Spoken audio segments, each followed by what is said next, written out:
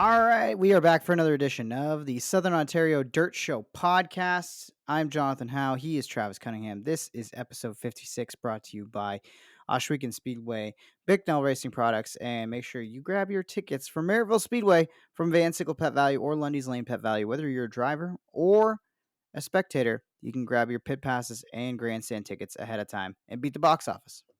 Travis, episode 56. Who comes to mind for you?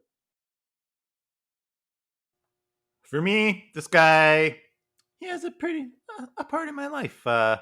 He started out like the guy that helps me out now on my car is Billy Evans. His son, James Pee Wee Evans, first out started racing in Challenger against this guy. And then this guy moved into the dirt sportsman ranks at Ohsweken once he got out of the pavement world. And then this guy moved to the 358 modified ranks and raced against me for the longest time at Merrittville. And then he moved to the crate sprint ranks after a little bit of retirement. Now he's retirement for good. Hits 56, Derek Lemaire. Nice, good pick. That was I think that was the pick that Fran suggested to me at Humberstone. I apologize, Fran, if I've forgotten. Good pick. But I'm pretty sure He was that's the one also said. like a customer yeah? of ours. Him and his dad would do their own 358 and sportsman motors. They moved to 358 when the crates came in because they were open motor guys would do their own motors, so they moved up and they would always come get their cranks balanced and some work done at Cunningham racing engines as well. So yeah, that's a big one for me. Nice. I like that. I don't know who I'm gonna go with for a 56. I feel like I'm struggling for one this week. I got another one, but he's retired too, and Fran should have told you because he's a Ranceville guy. You probably never even heard of him, but Steve Schumacher. Nice. 56. Okay. Yeah, he's been retired. Yeah, we might have to go with those two. That's the only other ones I can think of. I don't think 56 is an overly used number, honestly. I'm going over current classes right now at Ohsweken. I don't think there's any 56s running there this year. I feel like there's one either street stock or mini stock that I've seen that's been a 56, but I can't remember it. So I might be stumped on this one. Yep. I don't blame you because I couldn't think of any either. I feel bad if I missed the obvious one. But well, if anybody else thinks of one, local Southern Ontario racing, maybe there's one up from like Brockville way, maybe there's one out Brighton way that we're not thinking of, but right, that's what I'm thinking. I almost feel like there's a. No, I can't think of it. I don't know. I'm gonna tap out. I don't have one. I gotta admit. I think like an old timer back in the day, Gary Uhl, was ever. It's hard to say his last name. Gary Uhl. I think he was 56. That might have been the one actually that Fran suggested to me. Because he was a big deal. I think if Fran said it, I guarantee you. Yeah, Gary Uhl's 56, and he was like a dirt modified local guy. Ransville, Merrittville, ended up USAC guy, did everything. Yeah, because did he run IndyCar at one point? I made some start. I feel that's definitely the one that Fran was mentioning to me. Yeah, good thing we didn't miss that one. Yes. That would have been embarrassing. I have the memory of a goldfish, so that doesn't help me. I can remember that I had a conversation where Fran was describing it to me. Details can't. So I'll work on it. I gotta start playing more memory games and doing some more Sudokus or something like that. I do remember a lot of nostalgia night though from this past Saturday at Merrittville Speedway. So let's start there. First of all, congratulations to Larry Lampman and Guy McPherson going up on the CAA Wall of Fame, and then also Bill Tripp and Bobby Dunn getting the honors in terms of our CAA Dedication to Racing Awards. So congrats to all of them who were honored pre-race at Merrittville Speedway. And also shout out to the Merrittville Reunion Committee and everybody who did a great job editing their speeches down that I could read them in a somewhat timely manner this year. This was as smooth as it goes for speeches. I mean, it's hard, obviously, like a couple years ago, I had to do the speech for Pete Bicknell, and there's obviously so much history to Pete's career, but it kind of worked out well. Yeah, I saw lots of pictures. All looked good. Cody ran the super cool scheme for Guy Sportsman back in the day, and then he put it in Victory Lane.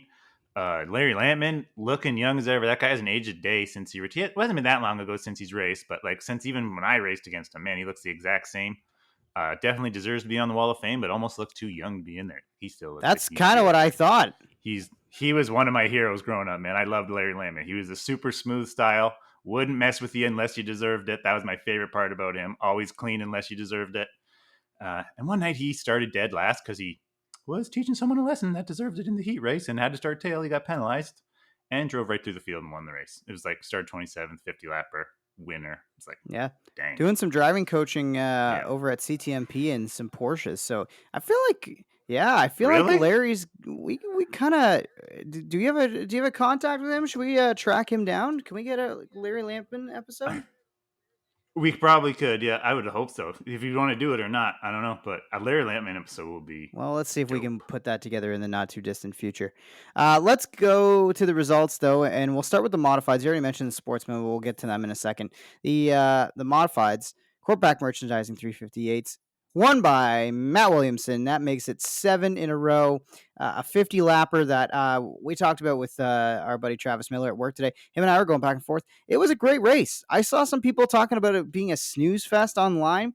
I get maybe you don't like the idea of one guy winning all these races, but I'm telling you, Matt was in that battle for second with, I think Lindbergh was up there. Rouse led most of the first half of the race, and it was just a quality race. Chad Brockman did a great job. Started third, stayed in the top three pretty much the whole time. Daryl Fairway was up there at one point. So there was a lot of good racing action amongst the top five.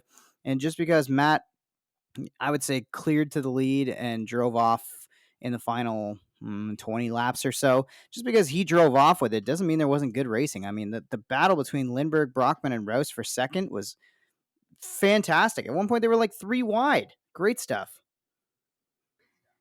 Yeah, you're allowed to look behind the leader for a good race as well. Sometimes a lot of races like that. Like the same guy, Matt Shepard. Matt Williamson wins a lot of the big races on the tours and stuff. And like in the Outlaws, it's Brad Sweet or David Gravel Mm-hmm. show these days, or Carson Macedo, one of those three, and so many more. Like Jonathan Davenport, we won $2 million. He won so much last year in the late models. So it's always kind of like that. Should we start calling Matt Verstappen because he's that dominant? Oh, the new nickname, Matt Verstappen. Oh, I Oh, he'll bet you hate he it, would. but You know what? that's just a joke. So I think you saw the tweet that I put out. I did. That's what made me think of that just Somebody, now. Mark Urban, he's a great motorsports photographer. I think he's at Race Photographer. I'm not sure what his handle is these days, or I think you can find him at M Urban Video on Twitter, on Instagram. He shoots some great stuff, and he put out a little hot taker. He was looking for people's hot takes when it comes to racing, and one of the ones I have is that a lot of people get mad about one driver winning all the races, and I put my hand up. I'm super rattled about the way Formula One's going and the fact that Max Verstappen is winning all these races. It's kind of turned me off from watching. But I think the real problem with Formula One is that even though Max is winning all those races, there's not much of a battle or any passing action happening Anywhere. behind the lead battle. Whereas at least with this one, F1 sucks. at least with this one, you know what? I would say there's still plenty of competition throughout the modified field, even with Matt winning 7 out of 7 races to start the year. And I think at some point we kind of just have to embrace this kind of dominance because we don't see it that often. I'm going to get the stat here because our good pal Eric Thomas gave me the info, and it looks like I think 1979, Davey Moore won 12 modified features in a row. That was on his way to his 5th Merrittville championship. So we're talking levels of dominance that we haven't seen. Obviously, I'm sure Pete probably strung together maybe 7 wins at some point or another.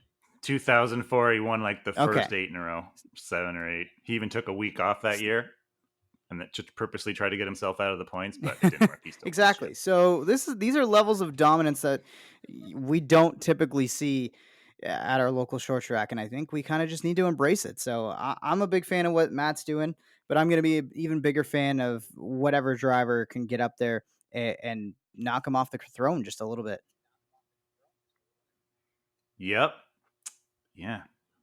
I don't know. I every time I think I've got a driver nailed down, something changes my mind. Like I thought, Freddie has looked good this year. Pete's looked like he's capable. Daryl Fairway's having a really good run so far in the mods. Brad Rouse looks like he's taken a big step this year. Gary Lindbergh's always a threat. Mike Bowman's still hanging around every once in a while, starting one. Even young Dalton Slack, our guy, he could have a night one of these days and knock Matty off. So I think there's lots of storylines. Don't forget about I Mr. said Pete. Smallblock. Yeah. Okay, Scott good. Wood, I haven't said, but even Scott Wood is another one that There's another one. There's So, another one. would we just list maybe like the top 10 in points that we all think could potentially beat Oh, they could all easily win. They've all yeah, won recently. I think that most of in them the have last 2 won. years or Yeah. so? So, yeah. Uh, I personally cheer for the 3 Bicknell cars equally. yes. I always say that. Not too many people that cheer for the 3RS, the 42, and the 6 equally, but Yes. I'm one of them. So gotta say, Gary Lindbergh brought it home second, Chad Brockman third, Brad Rouse was fourth, and Daryl Fairway rounded out your top 5 for the Jerry Winger Memorial. One name who's been absent from the modified fields the last little while, we want to give a shout out to, send our thoughts, send our prayers as this family continues to go down an interesting journey. Is Ryan Susi. His son Axton born prematurely, 15 weeks prematurely.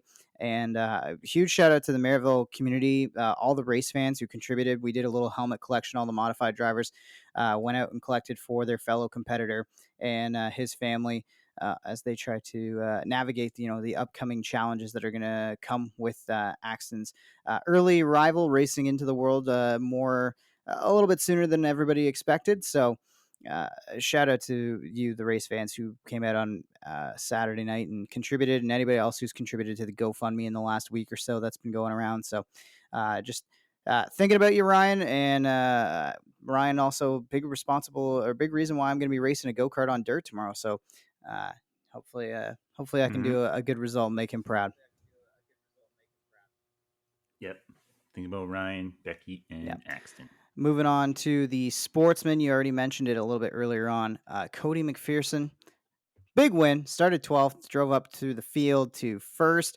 Had a little bit of help in the way of early cautions, but it was kind of just one of those nights. It was meant to be. He had the throwback scheme to Guy. He had to win that race.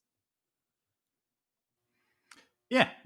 And that car looked awesome. That's all I got to say. I wasn't there, didn't see it, but yeah. Wasn't shocked when I saw him in victory lane. Knew he'd be extra motivated with the old man going into Wall of Fame. And Yeah, man, that car looked good. it looked Running all real year. solid, didn't it? I love the black and green winning machine that I've been calling it, but Or no, they'll probably take it off soon and then save it for ooh, Dirt Week. that's a That's what good you do. idea. That's what you Yeah, do. I like that. Yeah. Justin Sharp brings it home second. He had a pretty good march forward through the field. Started ninth, ended up second. So good run for Sharpie. This I can't confirm, but this might be this driver's best finish ever in the Sportsman. Mitch Dumont brought it home third. I think I, you might be right. Definitely for Merrittville, mm-hmm. I think. I don't know about Humberstone or not, but yeah, I noticed that. He was the one that stood out for me in the results for sure. And Yeah, yeah, and he super moved pumped for forward him. too. It's not like one of those, he started on the pole and just was able to hang in the top 5. Like he started fourth, ended up third. So every time you're plus positions is always a good one. Another driver who is plus positions in a big way, Chad Chevalier, heavy Chevy, drives up from 17th to 4th and gains 13 spots on the night. He was, I think, the biggest mover of the night, according to my Merrittville race report video that you can watch on the Merrittville socials at Merrittville Speedway and at Merrittville on Twitter. And Taylor Vanderzanden rounds out your top 5. So another good run for the 74. Yep, there's another guy I noticed, and good to see him running good. Cool when him and his teammate finished 1-2 earlier in the year, and yeah, This guy was as excited as anybody, and actually, we got to get him on the podcast here real soon because I've been dying to chat with this guy. Rob Murray gets the win in the Hoosier Stock feature, wins it over Ryan Dinning, Jason Fontaine, Mark Fawcett, and Donnie Lampman. Yep, a couple days before summer, Mr. Summer wins a race. It's summer today, Mm-hmm. so like I always say, few weeks. He always first few weeks looks like he's just sorting it out, whatever. Doesn't look himself almost the first few weeks, and then summer comes and it's bang. He's the The Tony Rob Murray Stewart of show. the Hoosier Stocks at I don't. Merrittville. Yeah, Peaks at the right times, exactly. right? So, Or like, yeah, he's like does in a season what Larry Lampman used to do in a race. Always be in the 10th area and then boom, nice. win. But he does it season long. Somebody else who's starting a nice little streak himself. Brent Beglow has won 3 in a row now in the Rona Deutsch Mod Lights. This one was pretty impressive. He has had to survive some late cautions, which made it interesting. Tyler Winger actually appeared like he might have. I think it was the second to last run. I think there was one more caution that kind of stunted Tyler's progress, but Tyler Winger appeared to have the speed to maybe knock Brent off. and then a late caution set up a single file restart, and Brent was able to drive off, secure that one. But yeah, it started out dominant. Bigelow got out to the lead, I think, on lap 5 from 8th place, and then yeah, a couple cautions stalled out the progress of Bigelow in terms of building a big lead on the field, and Winger almost capitalized, but Brent Bigelow makes it 3 wins in a row. Winger was second, RJ Pitts third, Sean Slater fourth with a good run, and Sean Iftati ends up fifth. The thing I noticed the most about the Mod Light race didn't have anything to do with the people in the race. It was to do with who wasn't in the Mm-hmm. race. And that's my buddy Josh Slider wasn't in the race, and I'm pretty sure. Is he a dad now? Uh, I'm I'm pretty not sure he 100% is. sure. Because I Is that what saw it was? Well, I saw his wife in a hospital bed holding the baby and her sister saying, "Oh my God, can't wait to meet baby T." So I'm thinking that's true. I didn't know she was pregnant or anything. Yeah, So maybe. yeah, Let's see if I can congrats, Josh. go to I'm his pretty sure social media. Let's see if we get anything. Um, yeah, hasn't been any recent updates, at least the ones that I can see. But I'm also, he is not a yeah, Facebook guy. yeah, I'm about 99% sure. I think Congrats, so Josh. because he didn't race the next night at Humberstone either. Had Jamie Gilbert in the car also. So, yeah. So shout out to Yeah. Josh. Congrats. And yeah, the also got to shout out the vintage cars. The vintage cars put on a pretty good race on Saturday night at Merrittville Speedway. Their first night as part of things there. Um, Tim Natalino gets your big win. The results of that aren't on Merrittville's website because they don't use transponders in that series. It's all hand scored. So if you're looking for lineups, I believe they have it on their social channels, but I don't know that for sure. That's where I found it, anyways. Well, actually, found it from our scoring in the booth, and then followed up, made sure it was confirmed. But yeah, the vintage cars put on a pretty good race. That class, I kind of used to just be like the Andy Imbo show, and this year it feels like all the guys who showed up could have won. Yep, I definitely love watching that class. I like seeing the true vintage cars that are like actual chassis from back then the most, but they always put on a good race. And there used to be this one like old super modified number 25. Matt drove it one year and won, but he used to come up and stomp everybody and it would drive weird and lay all over the right rear. I used to love watching that thing. It doesn't seem to come up anymore. But yeah, a lot more coupe bodies on like 2006 BRP chassis and stuff Mm-hmm. these days, but still super cool, the bodywork and all. Yeah, open rule book. It's a cool class for like especially people that say you can't afford it. Like that's a good class because you can throw any motor together, big block, crate, whatever you want. Any parts you got laying around, throw it together, run it. Proof of that was And who won. Let's as we switch gears over to Humberstone Speedway. We'll come back to Merrittville because we got to touch on a pretty important event coming to Merrittville Speedway a little later on. But let's switch gears quickly to the Humberstone Speedway 66 season opener, which I was on the call for. The vintage cars were there opening the show, and Dave Small ends up with a big win, and he said in victory lane that his cars were pretty much all recycled parts his car was built from. So it just goes to show you again, doesn't have to be expensive. You can put together a pretty good piece and go out and win a race with a ride that is very much vintage. one of Dave Small's car is a true like 1982 Niesel chassis. So like that one is a legit vintage car. That was the one I was thinking of when I Mm-hmm. just said that about the legit vintage cars. There's been a lot of other ones too. There's a series down in the States that they're all like that. But yeah, definitely, like I said, Dave Small's a perfect Got it. example of Well, that class. That guy's he's run mm-hmm. 358s before. He's run Sportsman. I He's run also them got to all. give a So big call to Doug Gordon, who drove from last to second. Flash was Flash. bad fast at Humberstone Speedway. I was so Oh my impressed. It was god. very very good stuff from Flash. Honestly, I think if there was a caution, he would have got small. But I think just like coming from the back the way he did, I think he just didn't have enough time to get all the way back to the front. But it was that 9 car that he's got, that vintage ride was a piece on Sunday. He's a number Uh, 9 now? Last year he was 43, yeah, I think Richard so. Petty, This wasn't year he? he had a number 9, so I don't know if that's maybe a different car that they built or what, but yeah, it was a cool ride.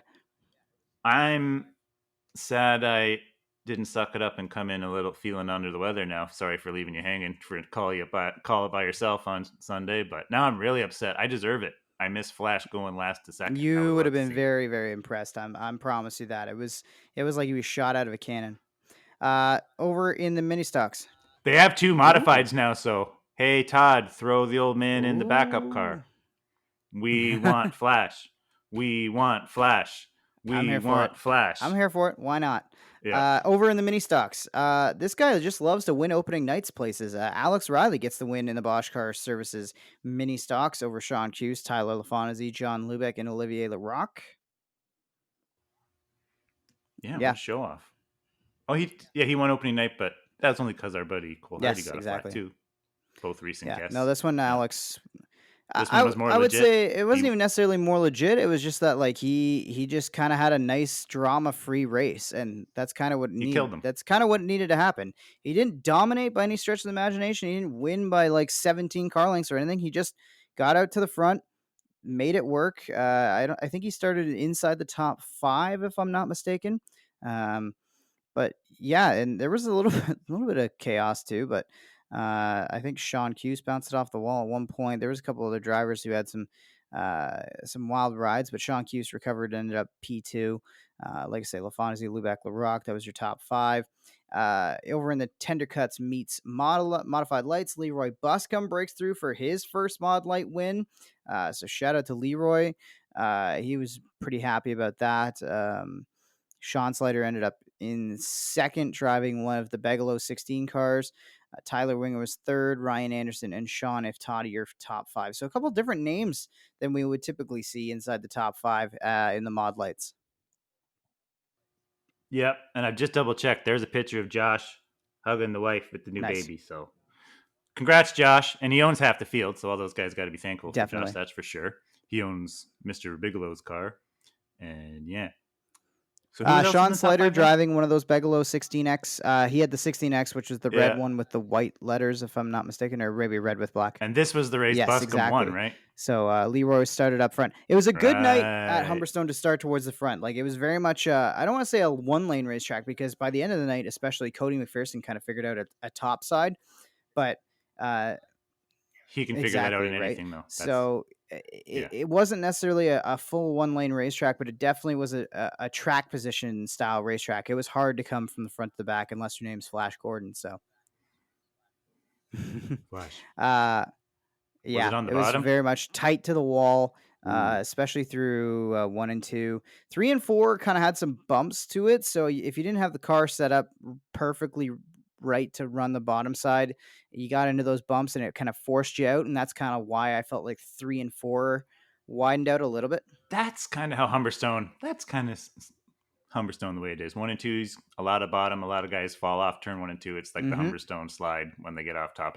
Seen it 10 zillion times in my life. But yeah, 3 and 4, there's usually 2 lanes, and that's the money corner. And that usually, I've seen so many photo finishes at Humberstone because of that. Because like 3 and 4 is always got some chop to a cushion on the top and the good bottom. So you can always blast through there in both lanes. 1 and 2. I think if the sprint cars were there, the way they're going to be for Humberstone's next date, July 2nd, I think it would have widened out even further. Just the way that you guys in the 360s and the crates being there together, you guys, I find, just really widen out grooves of racetracks and really push it and actually build like an outer cushion. So I think that's kind of what we needed. I just think maybe and maybe hot laps, maybe some hot laps from the sportsman might have widened things out early in the night. But yeah, I mean, for the first night, I thought we had a great crowd for Father's Day. It was a really good call, giving fathers $5 off ticket admission to get in the show. So that was a smart idea. Any fathers who brought their kids, you got $5 off. Crowd was good. Racing was good, even though, like I say, it was a little bit single file, a little bit hard to pass. You had to fight for your track position, but it led to some good stuff. The Thunder Sox, they put on a great race. Pete Reed got the win there over Kyle Pellrine, Jason Fontaine, Ryan Beagle, and Jim Lampman. So another race that I thought was pretty good, and especially going into it, all built to basically a bump and run in the last corner. Kyle Pellrine put the bumper as cleanly as you probably could have in a Hoosier stock or a Thunder stock in this case, I guess, to Pete Reed without wrecking him. And yeah, it was dramatic. It was fun. Pete Reed gets the win. But Pete caught it, bump and run that didn't work. He Yeah, caught he her and won. actually Oh I can't man, remember how he phrased it in victory lane, but he almost like took it too easy into 3 and 4 because he had the lead and he was like he didn't want to blow the corner or right? something because he knew how treacherous the outside was. So he didn't want to blow the corner, and once he backed up the corner, Kyle got right to him, and basically from the entry to 3 to the middle was like giving him his. It was almost like just a couple taps, right? It was just a couple shots, just enough to see if he could move him out of the way, but Reed hung on, and Kyle had to settle for second. Yep, that's awesome. Flat tire one night, 19th to win the next night. And that little bump, when you feel that in the go-kart Thursday night in your little R debut, that's what, like, make sure you're on the gas. Like, because in go-karts, when people hit you like that, Yep. that helps you. So, like, don't get mad when It's people a hammer bump you like that in draft. go-karts. It's a good thing. And that sounds like it kind of how it worked Yeah. on Sunday. And then capping off Yeah. the night on Father's Day at Humberstone was Justin Sharp getting the win over Cody McPherson, Jay Mallory, Brad Rouse, Yeah. and Heavy Chevy was your top 5. So reverse from Saturday night where Cody won it over Justin Sharp. Sharp comes Sharpie. back, gets it over Cody. And yeah, another pretty quality race. Justin got out to the lead, built somewhat of an advantage, not a huge one. And then Cody McPherson caught him, but just wasn't able to put the pass together. I think he needed probably another 5 laps and maybe working that high side. He could have got it to come in just enough to get to the outside of Sharp and make the move. But again, I think maybe within the circles of dirt racing, there was maybe some speculation or maybe some hesitancy about what Humberstone was going to offer. But I really thought it was a pretty quality night. Yeah, Humberstone's going to be Yeah. Humberstone anytime So you go there. I'm looking forward to getting back there July 2nd. We should, yeah, you're going to be Me a too. part of that one. Because it's been my best track since I came back in 2018. Most of my best runs have been Humberstone. And you're going to be racing in that one. So once again, I'll probably be on my own. Yep. Although it sounds like that's going to be a G-Force Live broadcast. So I'm not sure if I'm calling that one or if it's going to be Adam and Greg and Clinton. But however it works out, I'm going to be there. You're going to be there, and we're going to enjoy July 2nd at Humberstone. Yeah, if not, just come scrape mud on the 9.0. And if there's no mud on it, we'll throw mud on it so you can scrape. Great. Put me to work. Yeah. We should touch on the short track super series because one of our guys waving the red and white ended up in victory lane. Stuart Friesen is back. Yeah, American former. He's Canadian, but yeah, everyone calls him American down there, but I hate when they do that. I'm like, no, you're on the lake. But yeah, Stewie been in a bit of a slump in the modifieds, has been focusing his brain a lot more on the trucks, I hear, these days, and hasn't been running mods quite as much. But yeah, this one ties in because like the track, because we had tons of rain last week.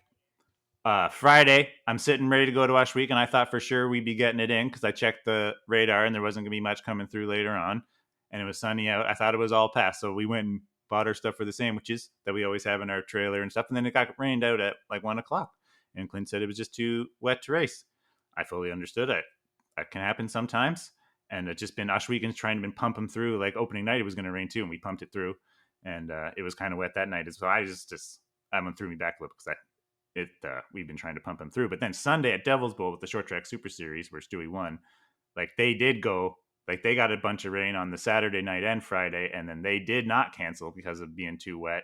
And they got a real heavy racetrack, and there was cars bouncing all over the place. And you had Matt Shepard talking crap about the track in victory lane. So maybe they should have canceled, but then they would have looked like a jerk. Everyone would have complained about that because the sun was out.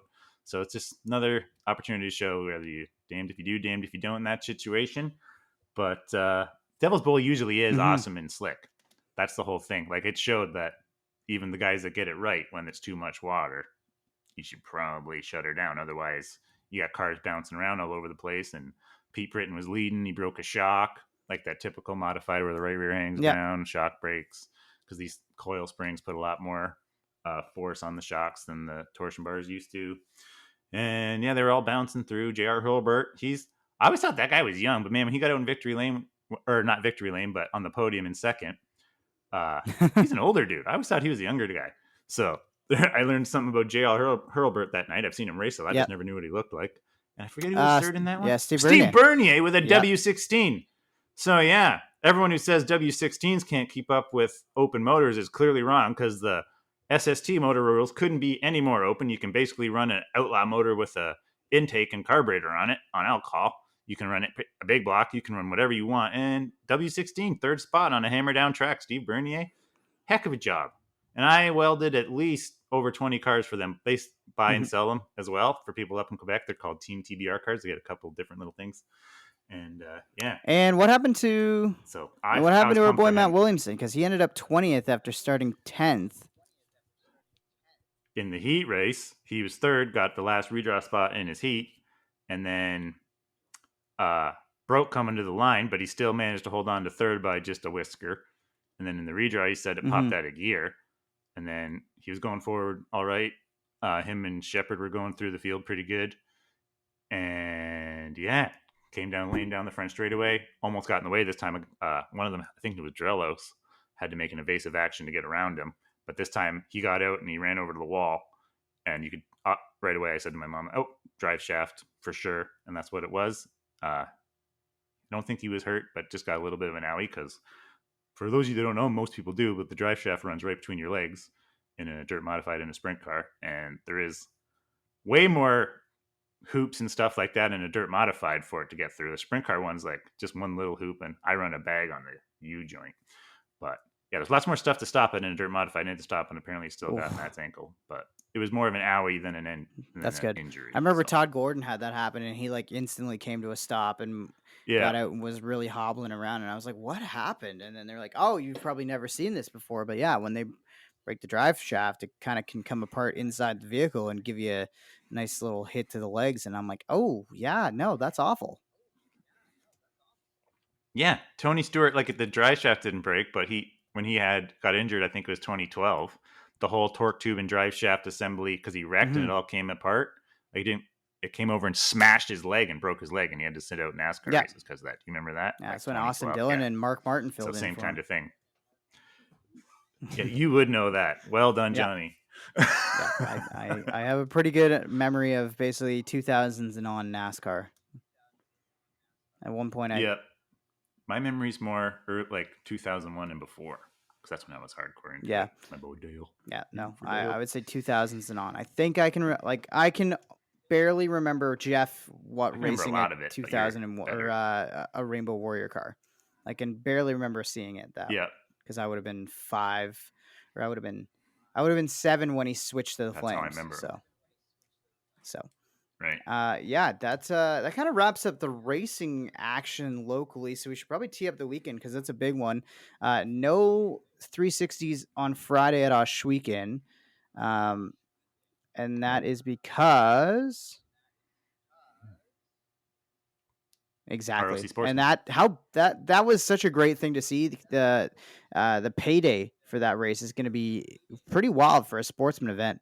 Like I think it was Ohsweken that shared the whole payout list that they've got. So it's like $2,000 to win, 15 for second, $250 to start. That's like $100 more to start than normal, I think. Back when I first started 358s, I think Sportsman was $50 to start. So $250 to start is a big deal for them. Yeah, it's huge.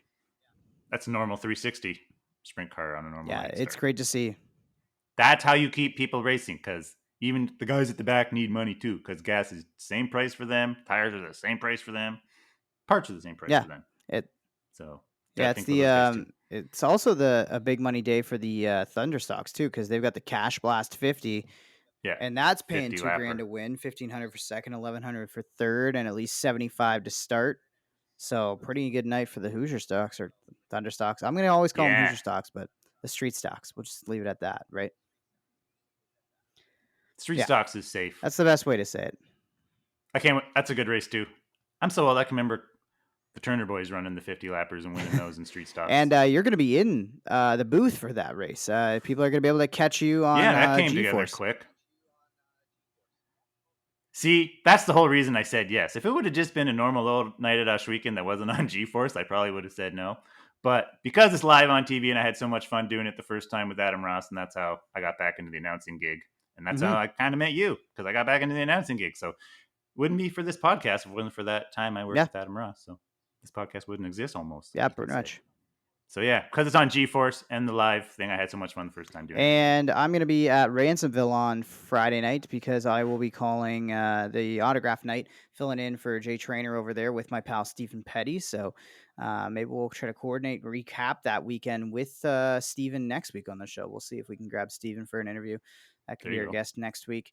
And then also, I wanted to touch on, before we get into your dad's race on Saturday, the Gary Cunningham Memorial, I want to touch on, let's kind of reset the picture with the SOS and what's kind of been going on besides on the track Oh stuff. yeah.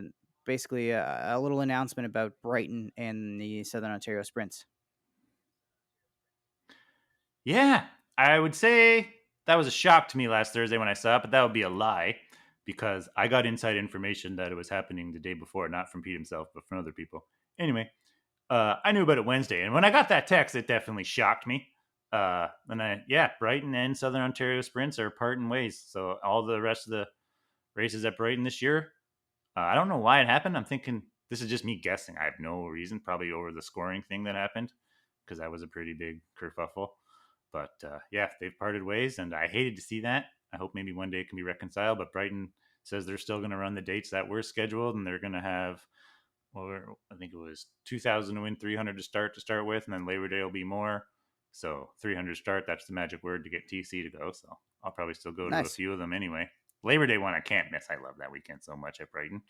And on the Pete side, just going to fill it in maybe with some Southern Ontario Motor Speedway stuff. And I couldn't believe it. It was pretty shocking news. Yeah. It sucks that it played out the way it did. I kind of can understand it from both sides with how things went down.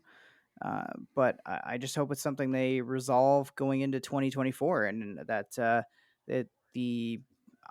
I think it kind of will. I kind of have a feeling it's going to get worked out. But so a little bit of a different show. We got a big race coming up, a big one for your family. So we're kind of going to do like a Cunningham name heavy part of the podcast.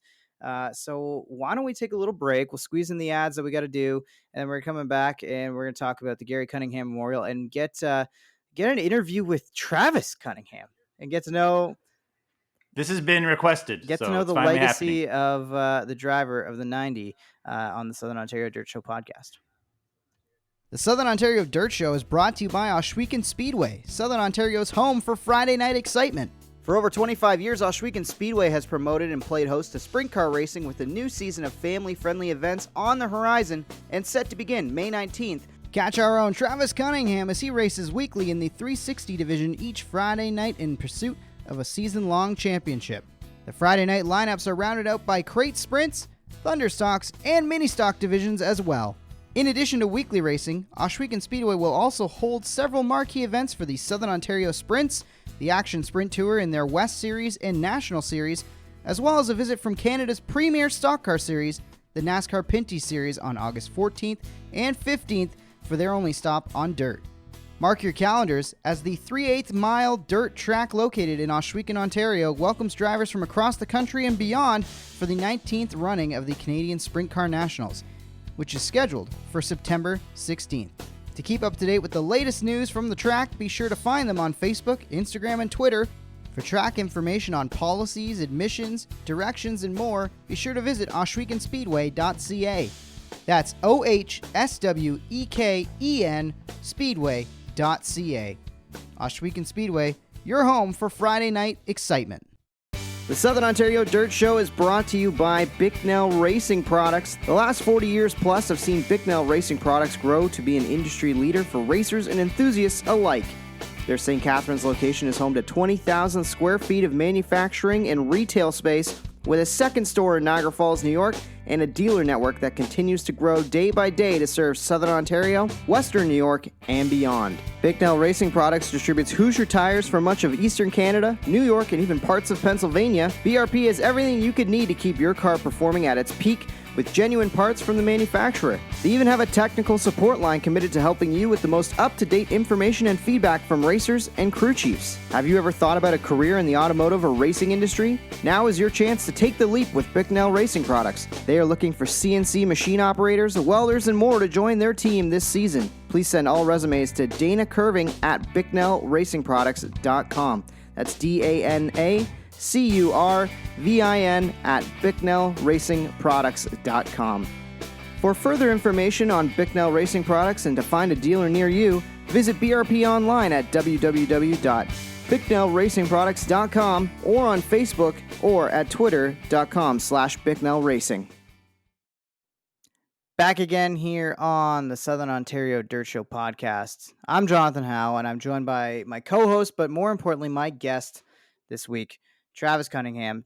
Travis, this has been, I guess, a bit of a long time coming. I think some people have requested this almost from like day one. I think people wanted to know a bit more of your driving career and story, and why don't we have you as kind of the guest role and talk a little bit about all things TC90, but also I think with this week, I think it's a good time to talk just about the Cunningham name in racing in general. So let's start with what's happening this Saturday at Merrittville Speedway.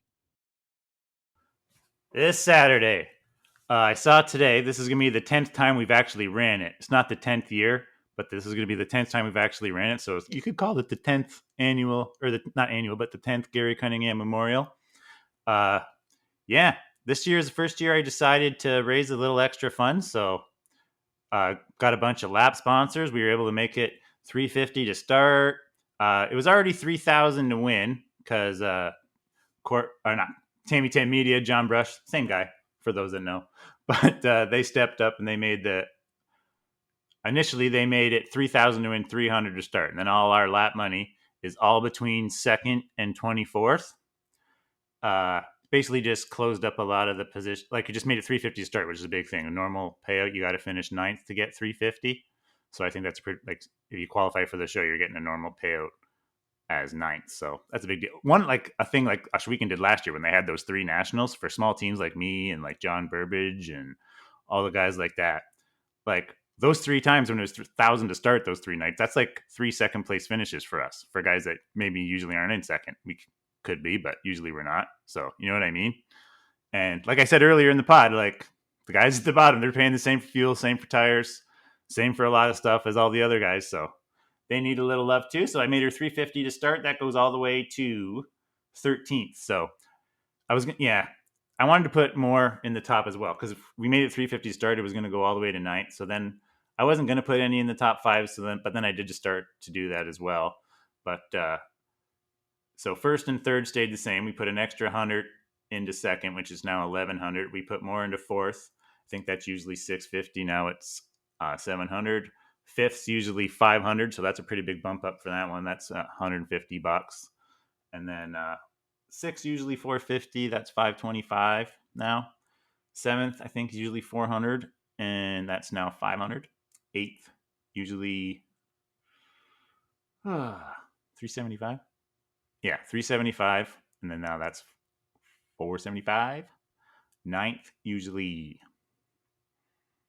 $350, and now it's $400. And 10th is usually $325, and it is now nice $425. 11th $400. Trying to emulate the ESS price as much as I could, because I love. Yeah, you really like the way that breaks down. So that was my stab at it.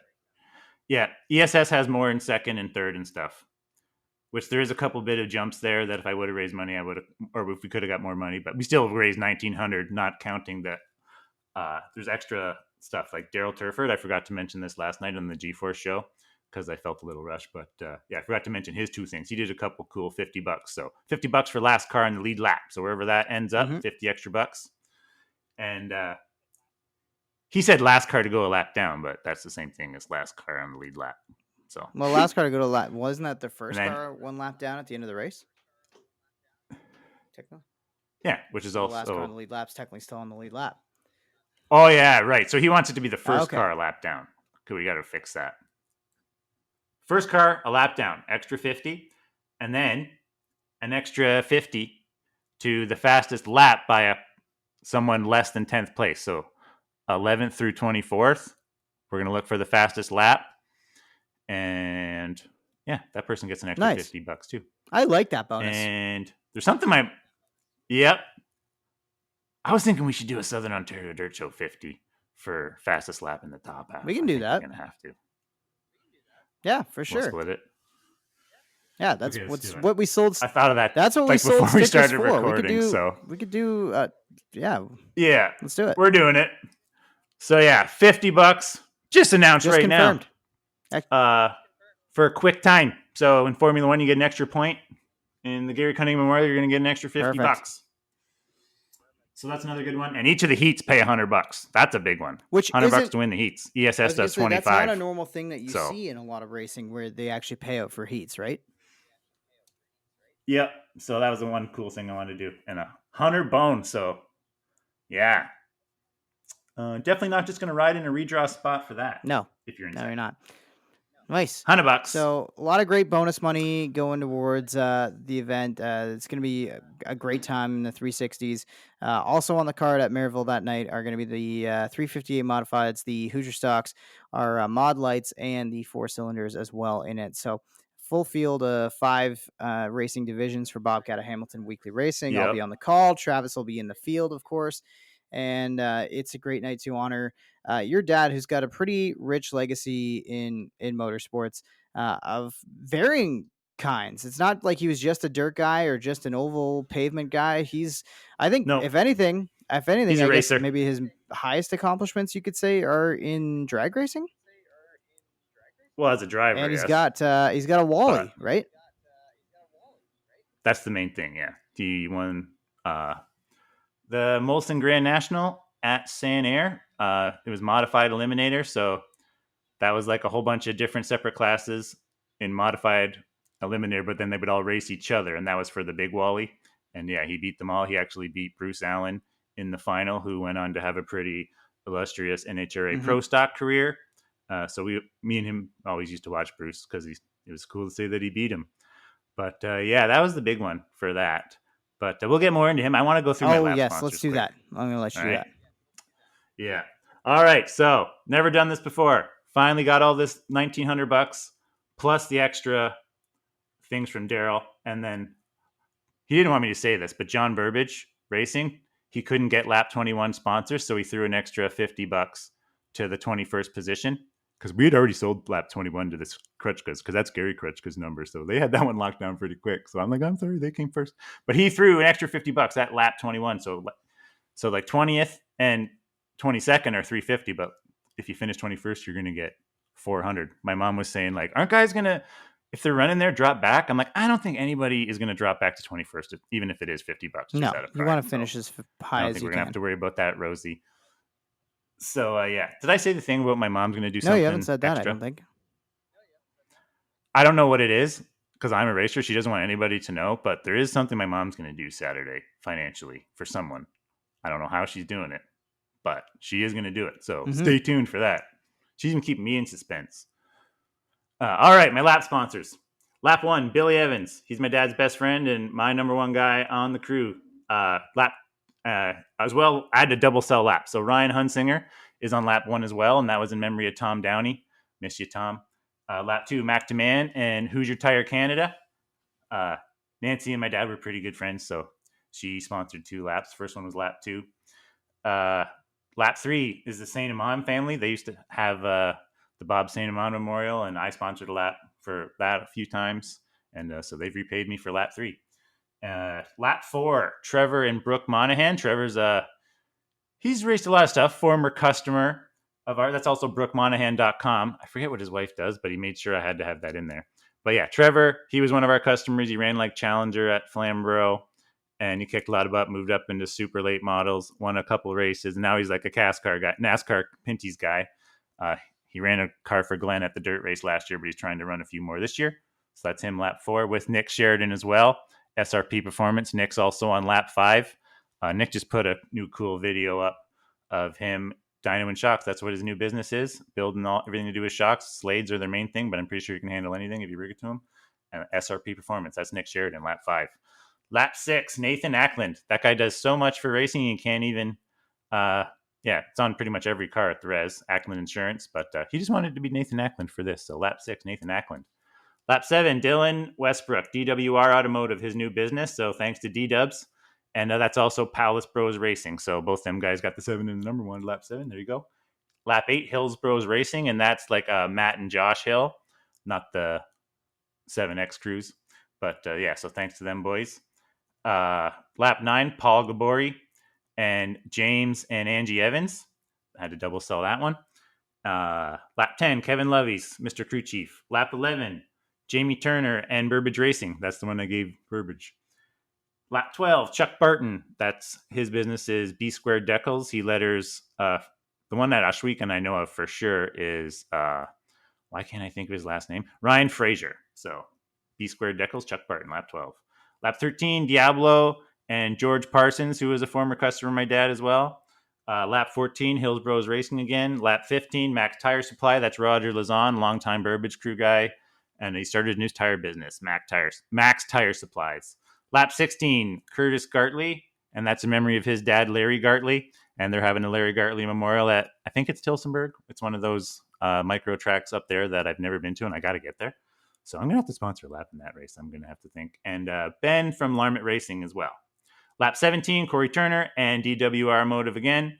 Lap 18, Pretzels Automotive and Jeff and Shelby Durnan. They handle the tech shed, or like the sign-in shed at the res, and do so much more stuff. And they used to be on the Action Sprint, or the Knights of Thunder tour. That's when I got to know them real well. And then lap 19, Alan Downey, upstart 358 rookie, looking pretty good this year, and his wife, Amy Malik. Lap 20, Pretzels Auto again and Shelby Durnan, Jeff and Shelby Durnan. Lap 21, it's Krutchka lap, Krutchka family, and Mike sponsored an extra 50. Clint paid for the first 50 for the Krutchka family, and Mike Krutchka paid for the second 50 for MK Security, his business. So if you need alarms and all that, cameras, you name it, he can hook you up. Lap 22, this kid, someone should pay this kid to share all the stuff he does on the local racing scene. Wesley Shaw, that kid shares so much stuff and pumps it up on the socials. Like, yeah, somebody needs to pay that kid. Lap 23, Steve Gary. That's in memory of his buddy Bill Roche. Steve's a former 360 driver and now works on the Darren Dryden crew. Lap 24, True North Racing podcast. So he's Jonathon too, I believe. Double Jonathons. So thanks to him. And that's another one, Hoosier Tire Canada. She wanted 42, but I was like, Nancy, we only got 25 laps, so how about I flip it? And Kristen Bicknell, who's now a big-time poker player, if you don't know, the youngest daughter of Pete and Nancy, she was always 24 in the go-kart days, so I gave him 24. And Johnson was 24. And then lap 25. Beef said I had to give him this lap all on its own, so I left this one, just one guy, BRPI Racing Series. There you go, Beef. You're bringing him to the checkers. Thanks, awesome. bud. Thanks to everybody who stepped up. That's so cool, and it's so special that this race is going to pay what it's going to for not just the top, but the whole entire field, and that wouldn't be possible without that long list of people that contributed. So, and good on you, Travis, because you put it out there and you worked for it to raise all that money. It's one thing to say you have the idea that you want to boost the purse, but you've been talking about this probably since like the Motorama show. I think we were talking about it at first when we first kind of talked about this race with Pete Turford, and you put it into motion and you got it done. So hats off to you, buddy. The folks from Vasickle Pet Valu and PV on the Lane aren't just fans of your favorite four-legged friends, they are race fans too. That's why Jeff and Rhonda Riley, as well as their staff, have teamed up with Merrittville Speedway to make your race day experience more convenient. Race fans can now pick up tickets for race nights while grabbing the highest quality food, treats, toys, and accessories for their pets from the St. Catharines and Niagara Falls locations. Each grandstand ticket will also have a voucher that can be used in-store for a free pet bath at their dog wash stations. Drivers and crew members can also skip the line by purchasing pit passes in-store, giving them more time to get their rides ready for Saturday nights. Check out Vasickle Pet Valu across from Best Buy and Walmart on 4th Avenue in St. Catharines, and PV on the Lane at the corner of Kayla Road and Lundy's Lane, Highway 20. Yep, we've done, like, everyone says, oh, you got to be there for sure on Saturday. Like, well, technically, there's been a few times in my life where we've run the Gary King Memorial and I haven't had a ride, so I have been a spectator there before. And those couple years, we did a helmet pass for the McNally House Hospice where he passed away, and I never knew those things existed until we needed one. I'm sure there's a lot of people out there like that, so we would pump that up. We've never really done much. This is the first time, like I said, ever done the payoff thing. Never done shirts or stickers for them. We've never made people pay for them. Just our Gary County Memorial stickers. We don't have that many of them left. I was going to do more, but I forgot to do that part. Oh, well. But yeah, he's just a low-key guy. So we just usually keep it low-key. So this is the first year. I just wanted to pump up the payout a bit. like I said, I like the ESS person. I tried to emulate it kind of Yeah, close. I think that's a great thing to do. I think that this is kind of one of the better ones to do. I think it makes the memorial all that more special for the drivers who are going to be in the field and ultimately putting on the show in memory of your dad's life. So I like this. We started to kind of get into some of your dad's life. I mentioned that he's already got a Wally. So I guess let's talk about another famous of his drag cars, the Chevy Malibu that you report still might be around. Yep, a guy named Glenn Williamson owns it. It's like when the first like it started out as a modified eliminator car, and that was like you had to have a stick shift, and it was a whole bunch of different classes. Like, and it worked off an index. Like, and that's not like your typical drag race, like a bracket race where you got to go and you got to say, okay, I'm going to run 990, and if you go 989, you lose. The index was just like your class, and there's a set of rules. uh, my dad's class C super modified was actually the slowest index. That's why a lot of guys would run that, because you could bury the index pretty easily. That's and you'd have to run small cubic inch motors and scream them like 12,000 RPM. Like this class was like for real. And he used to tell me all these stories like, man, when modified eliminator went to the line, the whole pits would empty and be in the stands. And I'd be like, yeah, okay, old man, I'm sure. But because I wasn't there. Anyway, because like drag racing, you gotta love it, but like it fan wise has Mm-hmm. gone down a little bit. There's been some like more non NHRA stuff lately that's been getting a lot of ramp up. So anyway, I joined a modified eliminator group on Facebook, and I saw people that moved on to NHRA Pro Stock and that, like Mike Edwards and Bruce Allen, and they would say the exact same stuff in those comments. I'm like, God dang, old man was telling the truth. So yeah, just because they would turn so much RPM, if you want to hear high screaming RPM motors, tiny little 289s, go on YouTube and look up modified eliminator from the 70s, because the sound it made was insane. And like the part in Days of Thunder, when Harry would go, now Cole, when the tack in the thing goes in the red and reads 9,000 RPM, my dad would always mute the movie and go, that's good, right? Like his motor was Yeah. just getting going then. So yeah, that was his class, and he built that Malibu like it was a Smokey Unic. Like Smokey Unic was one of his heroes, and he made it like 15, 16 size. Like did the whole thing like Smokey did with his what kind of car was that? It's on the wall. His Nova? No, No. it's not a Nova. Yeah, Why it was a Chevelle. Chevelle? It was a 15, 16 Chevelle. So yeah, same thing. Just took it, narrowed it, shortened it a bit, sent the frame on body off to sit in an acid dip. He said that car, like, still to this day, because they got the mixture a little bit wrong, it just kept Mm-hmm. eroding away. So, like, still to that day, to this day, he says that car probably loses a pound or two a year. But yeah, we know where it is. Glenn Williamson owns it. My buddy Billy Evans just lined it up not that long ago at his shop, I think, or one of the guy's other cars. But we know where it is for sure. And my buddy Rob Becker, who does all my machine work for my engine stuff, he sent me a picture of it was the actual hood off of it, but it had been painted red. And like Becker's like, you got to get it. I'm like, I got nowhere to put that, man. Like seriously, if I had a Mm-hmm. big place, I get it. But if it was still painted the way it was, silver, when he had it with KRE engines on the hood and stuff, like hand painted, like then I would have had to buy it. Like Mm-hmm. there would have been no doubt. But I just couldn't get it. But yeah, that's the Malibu, and yeah, he only ran that for like a year. Won a big race at US Nationals. He won class there, but winning class in C Super Modified was a big deal because like NHRA Pro Mod and IHRA Pro Mod champ Mike Janis was in that class, and they were good buddies back in the day. So we always watched Mike as he went through the Pro Mod ranks, and that's my favorite drag racing class still today. Pro Yeah. Modified, my favorite. And yeah, and then they kicked his class out. So literally, they said you guys are nuts because they would stay up all night and just move ports and weld up heads and just do so much stuff.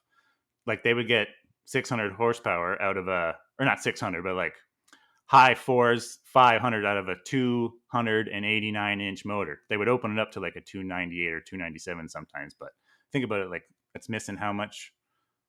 60, 70 cubes Yeah. from like a 358. So, and they're only making them, yeah. So that's the kind of stuff that was. So then they said you're nuts. You either got to run super stocker, comp eliminator, but your class is gone. They had like a little, it wasn't little, it was a huge, like the whole class like shut the race down and paraded backwards down I forget what race it was at, but there's pictures. I think Had it a was in big Ohio protest. somewhere. Anyway, they had a huge protest, and that was it. So my dad kind of lost interest.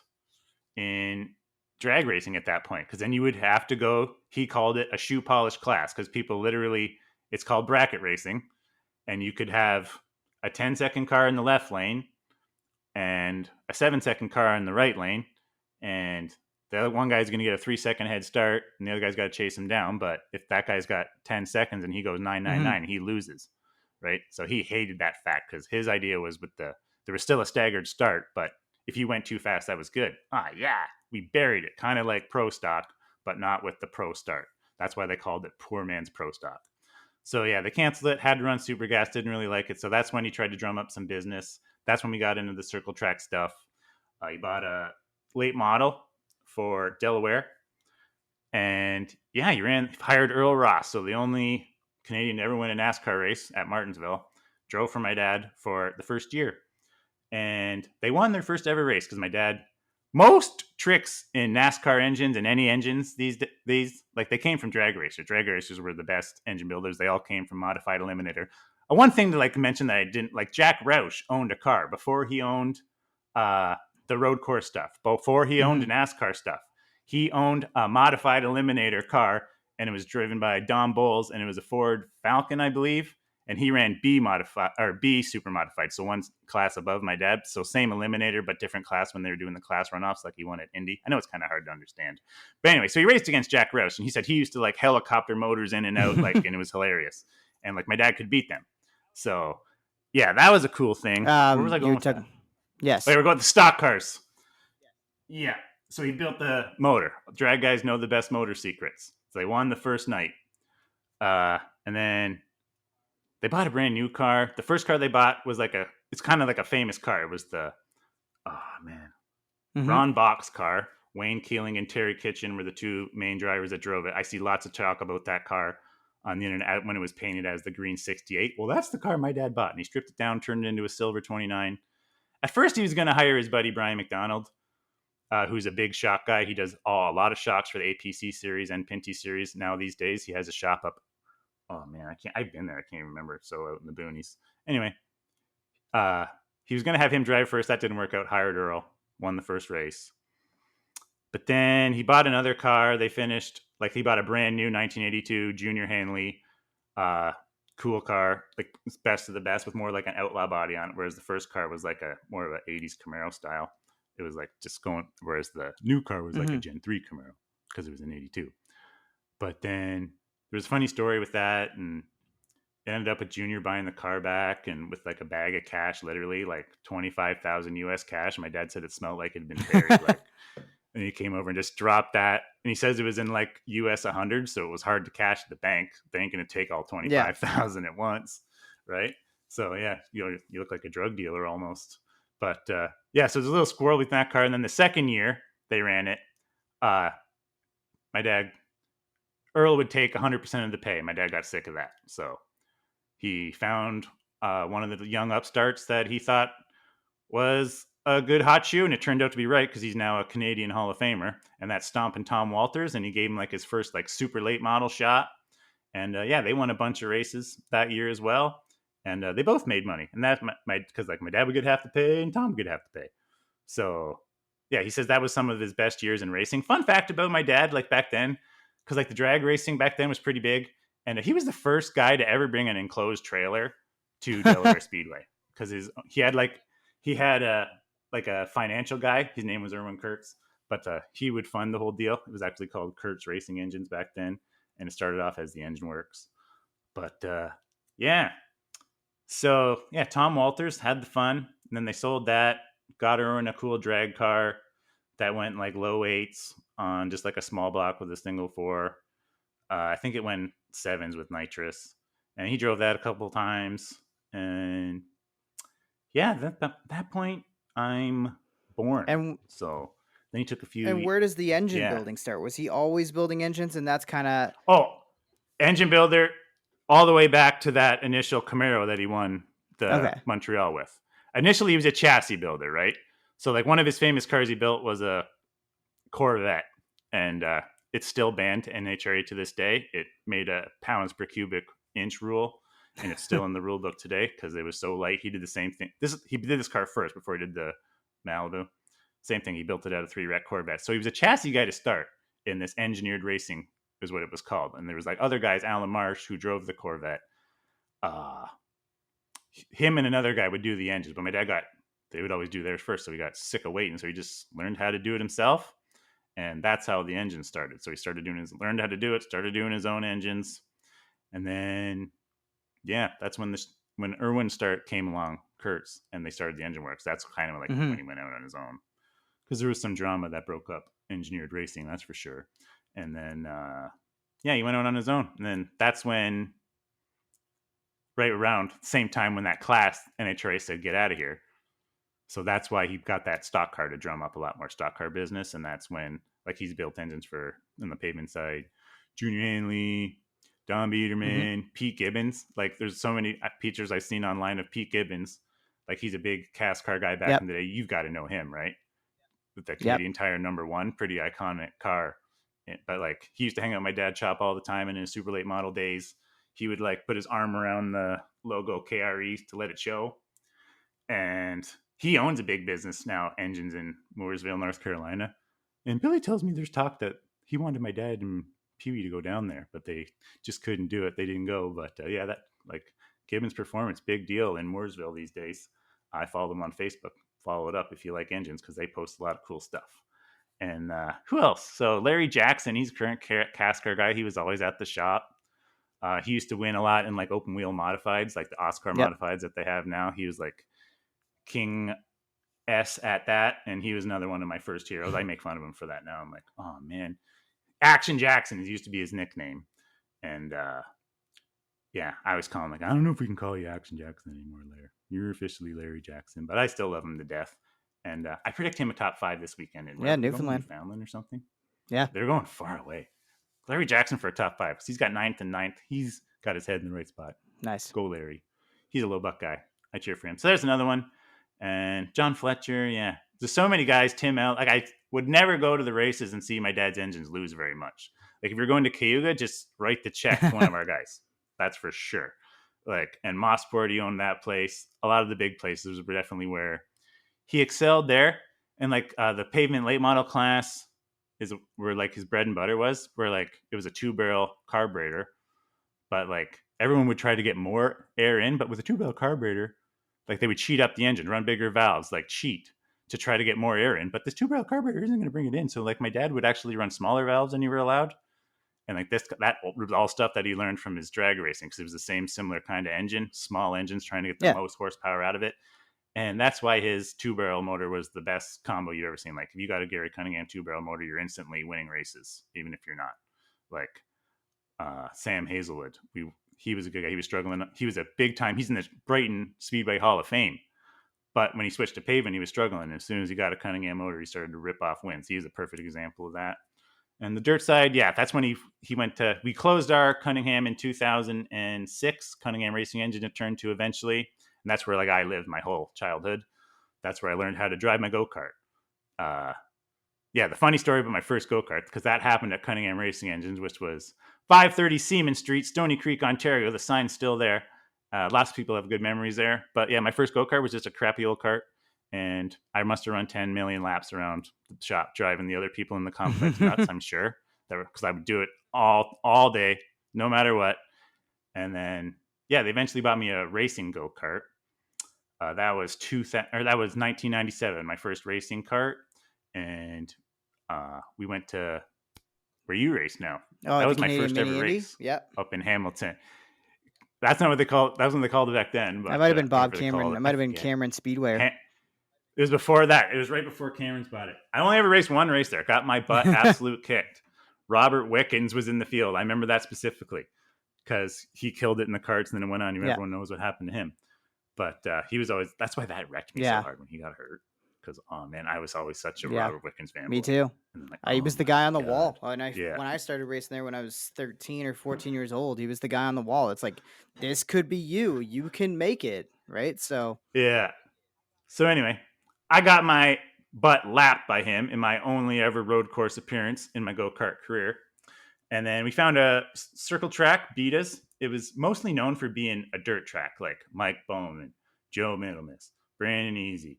I'm missing so many people. Al Slate. I raced with Al Slade on the pavement too, but he also raced the dirt. So many local dirt dudes grew up on racing Beta's dirt. Paul Klager. There's so many. But then he eventually switched it to pavement, and then it kind of died off. But that's when I learned Betas, and we found an oval, won my first race. Guys that I can remember racing against that are still racing. AJ, he quit. He's been out recently, but I haven't seen him this year. He was out last year though. AJ Lewis, he was one of the guys in my class, and Dave Small. We mentioned him earlier, winning the vintage race. So they were two of my first guys that I raced with, and then then we decided to go. That closed up, so we still wanted a pavement oval, so we decided to go race Chapel Hill Raceway near Ellicottville, New York. And that's probably the biggest race I've ever got my butt. We got our butt kicked so bad. My dad was the most intense guy you've ever seen. Like when you lose, like losing's not cool. But we got our butt kicked so bad when we went to Chapel Hill. We were so out to lunch. Like when we got there, like all these people were national level go-karters. Like they were serious. And yeah, we definitely were a couple of newbies. And the engine fell off. I don't know. It was the world's worst night. And I'll always remember that because we had to stop on the way home to laugh, like just our butts off, just about how bad we got our butts kicked. And then eventually learned how to get there. I got a couple wins at Chapel Hill. They actually they don't race much, but they're racing at Chapel Hill this Saturday for a TQ midget race. And that place always got a place in my heart. It was a high banked, pretty big oval, like a 5th mile. So in a go-kart, it was almost like a Daytona, like serious drafting. Like if you got out of line, you were going to the back. A lot of kart racing like that, but it was extra at Chapel Hill. And then, won a couple races there. Then I moved to Bliss, and that time I was up to senior. And I got my butt kicked there to start. And they run a more modified style motor, so a little bit more horsepower, a little faster, but it was more of a stop and go style. It was like a driver's track, whereas Chapel Hill, like you had to have your cart right, your motor had to be running perfect. It was a lot more like Daytona, like I said. But Bliss is where I learned how to race. Like a lot of big name go-karters there. The biggest one, Bob Baker, King of the Concrete.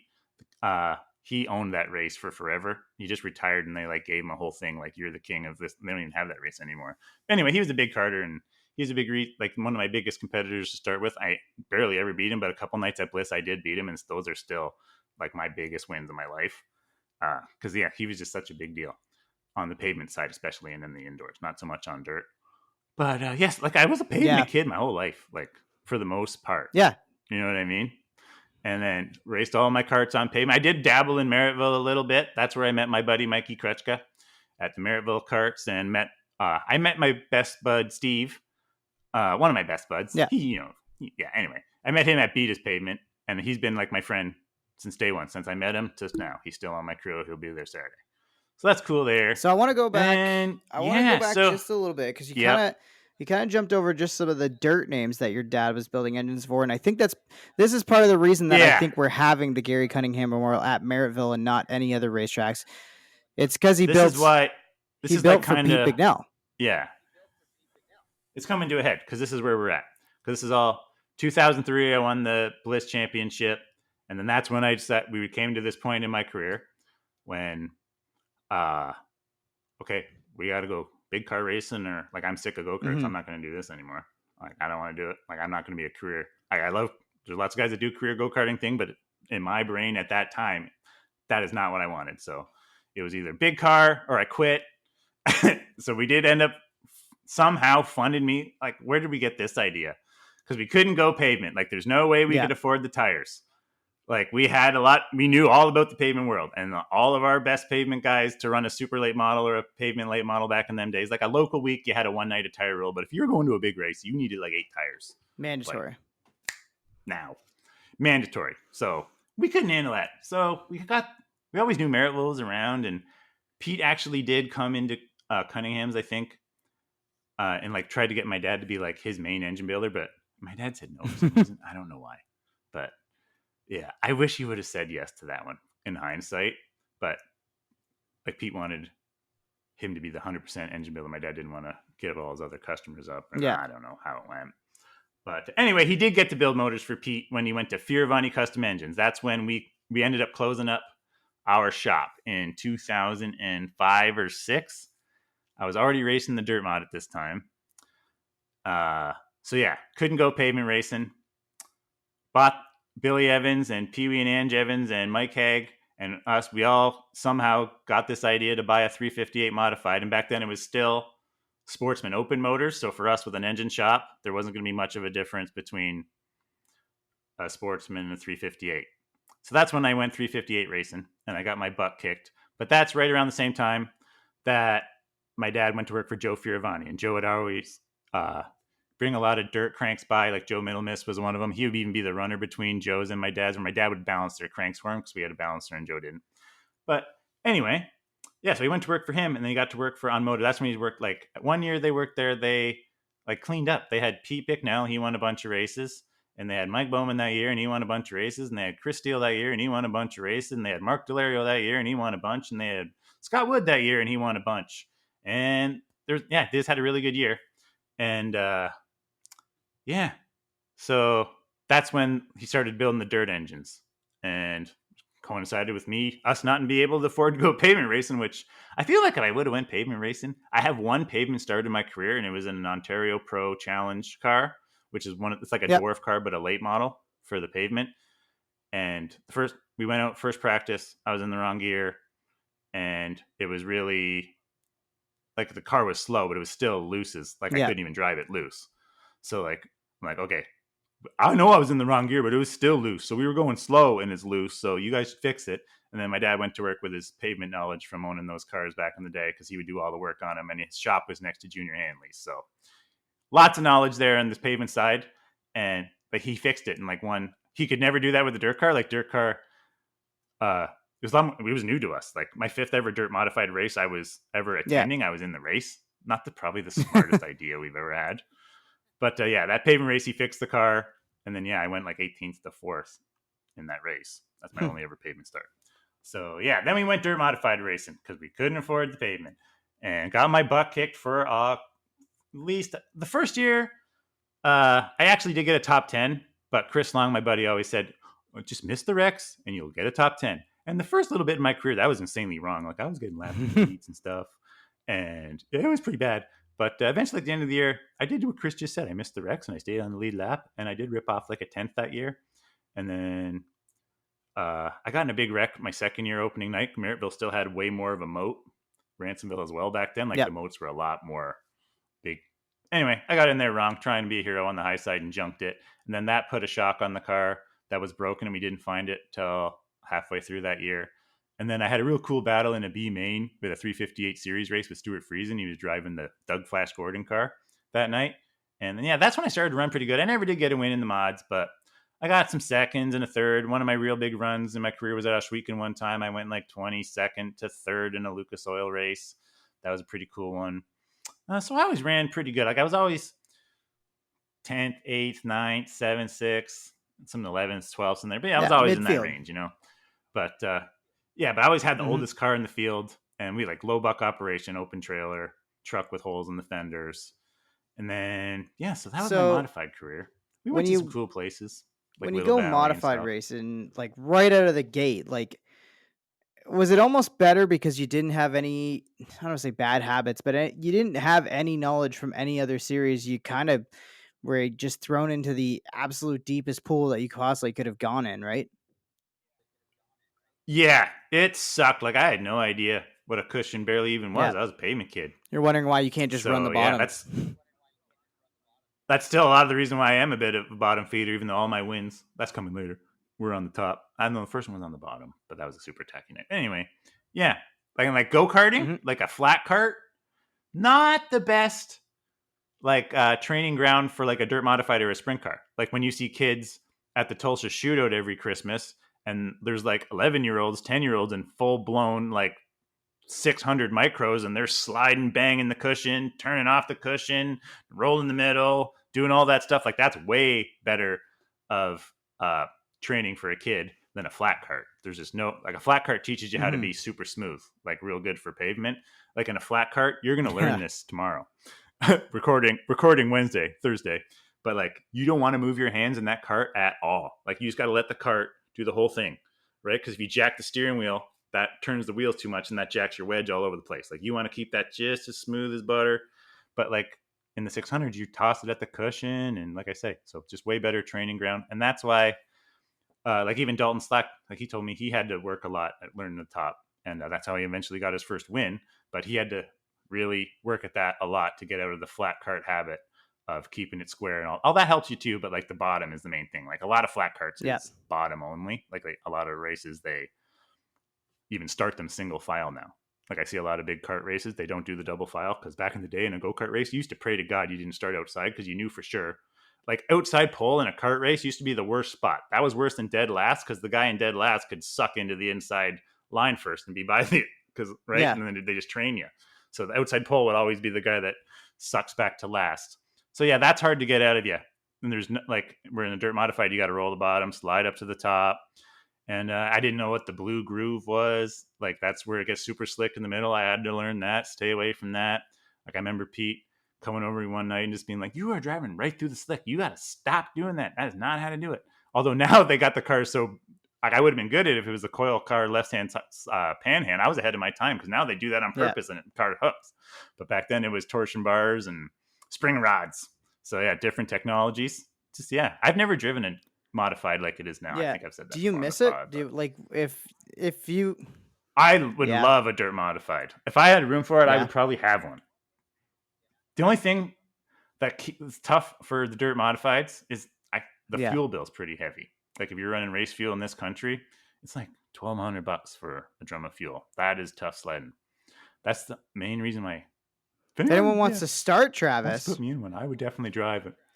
Yeah, but I definitely miss it. There's no doubt about it. I did come back in 2014. I bought a car off Mike Bowman and ended up selling it back to him. I just kind of kept it warm for him.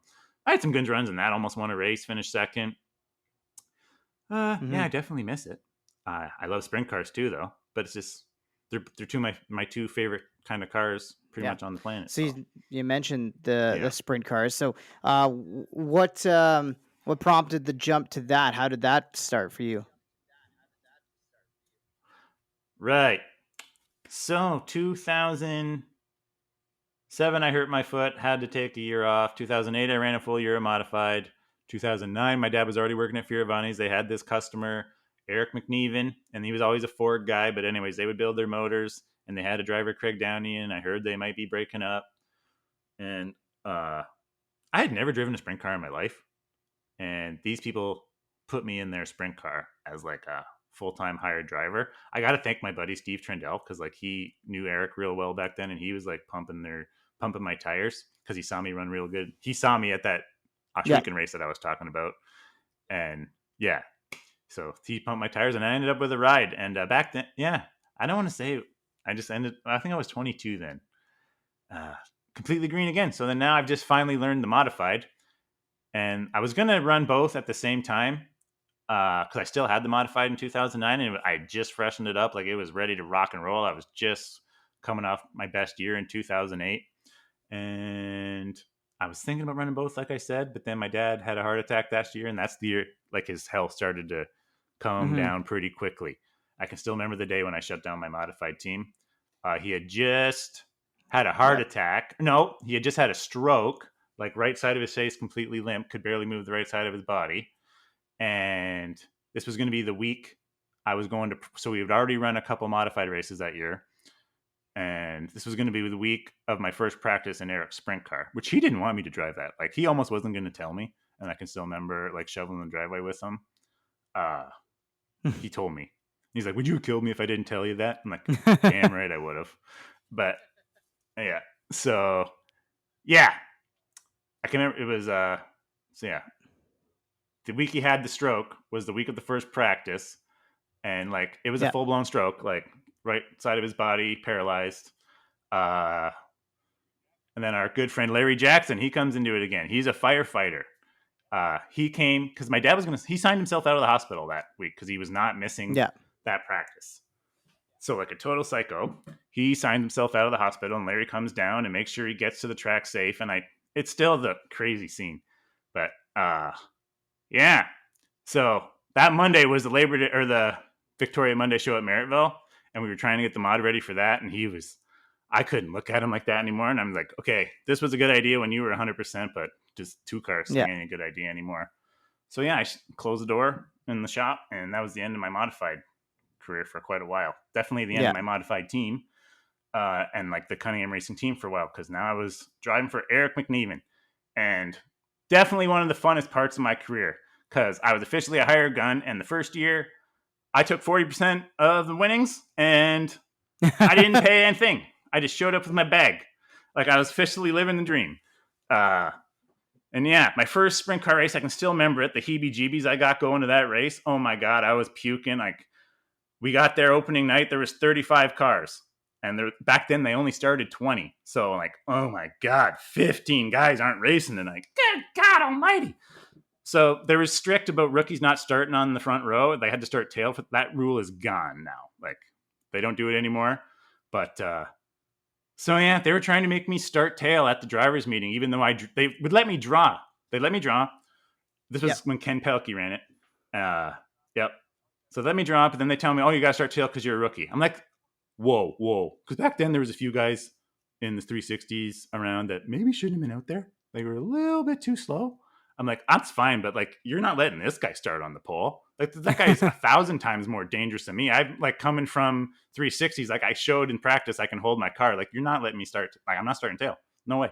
And for some reason, they let us do it. It was me and Kevin Loveys, because he was a rookie that year too, and he was the same thing. And we were both fighting, and we both got it. And then we were the last two. After that, the Pelkey era, no one got to start. Like, he put his foot down. We were the last two guys to we got it. Thank God, because I drew the pole, and I just held on for to get in the show, and then I got lapped twice. So then the rest of that year, we had the Ford motor, and it was big and heavy. And yeah, I had a lot of good runs, like some force and stuff. And yeah, and that was the end of that. That was my rookie year. Won Rookie of the Year over Kevin Loveys. Kevin had me like the whole year, and then I gained like 60 points on him. I figured it out in the last few nights, and he had bad, and I snipped him by the line. I still bug him about that, not gonna lie. And so I was Rookie of the Year that year. Next year, all right, we're gonna lighten up the Ford. My dad, all right, we're gonna build a killer Ford. So we did that.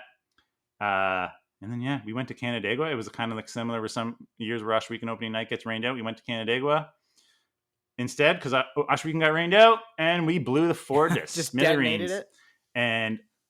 Just detonated it. And I'm not gonna lie to you, when I heard it going, because I hated that thing, it had like a 50-pound crankshaft in it, and the heads weren't right.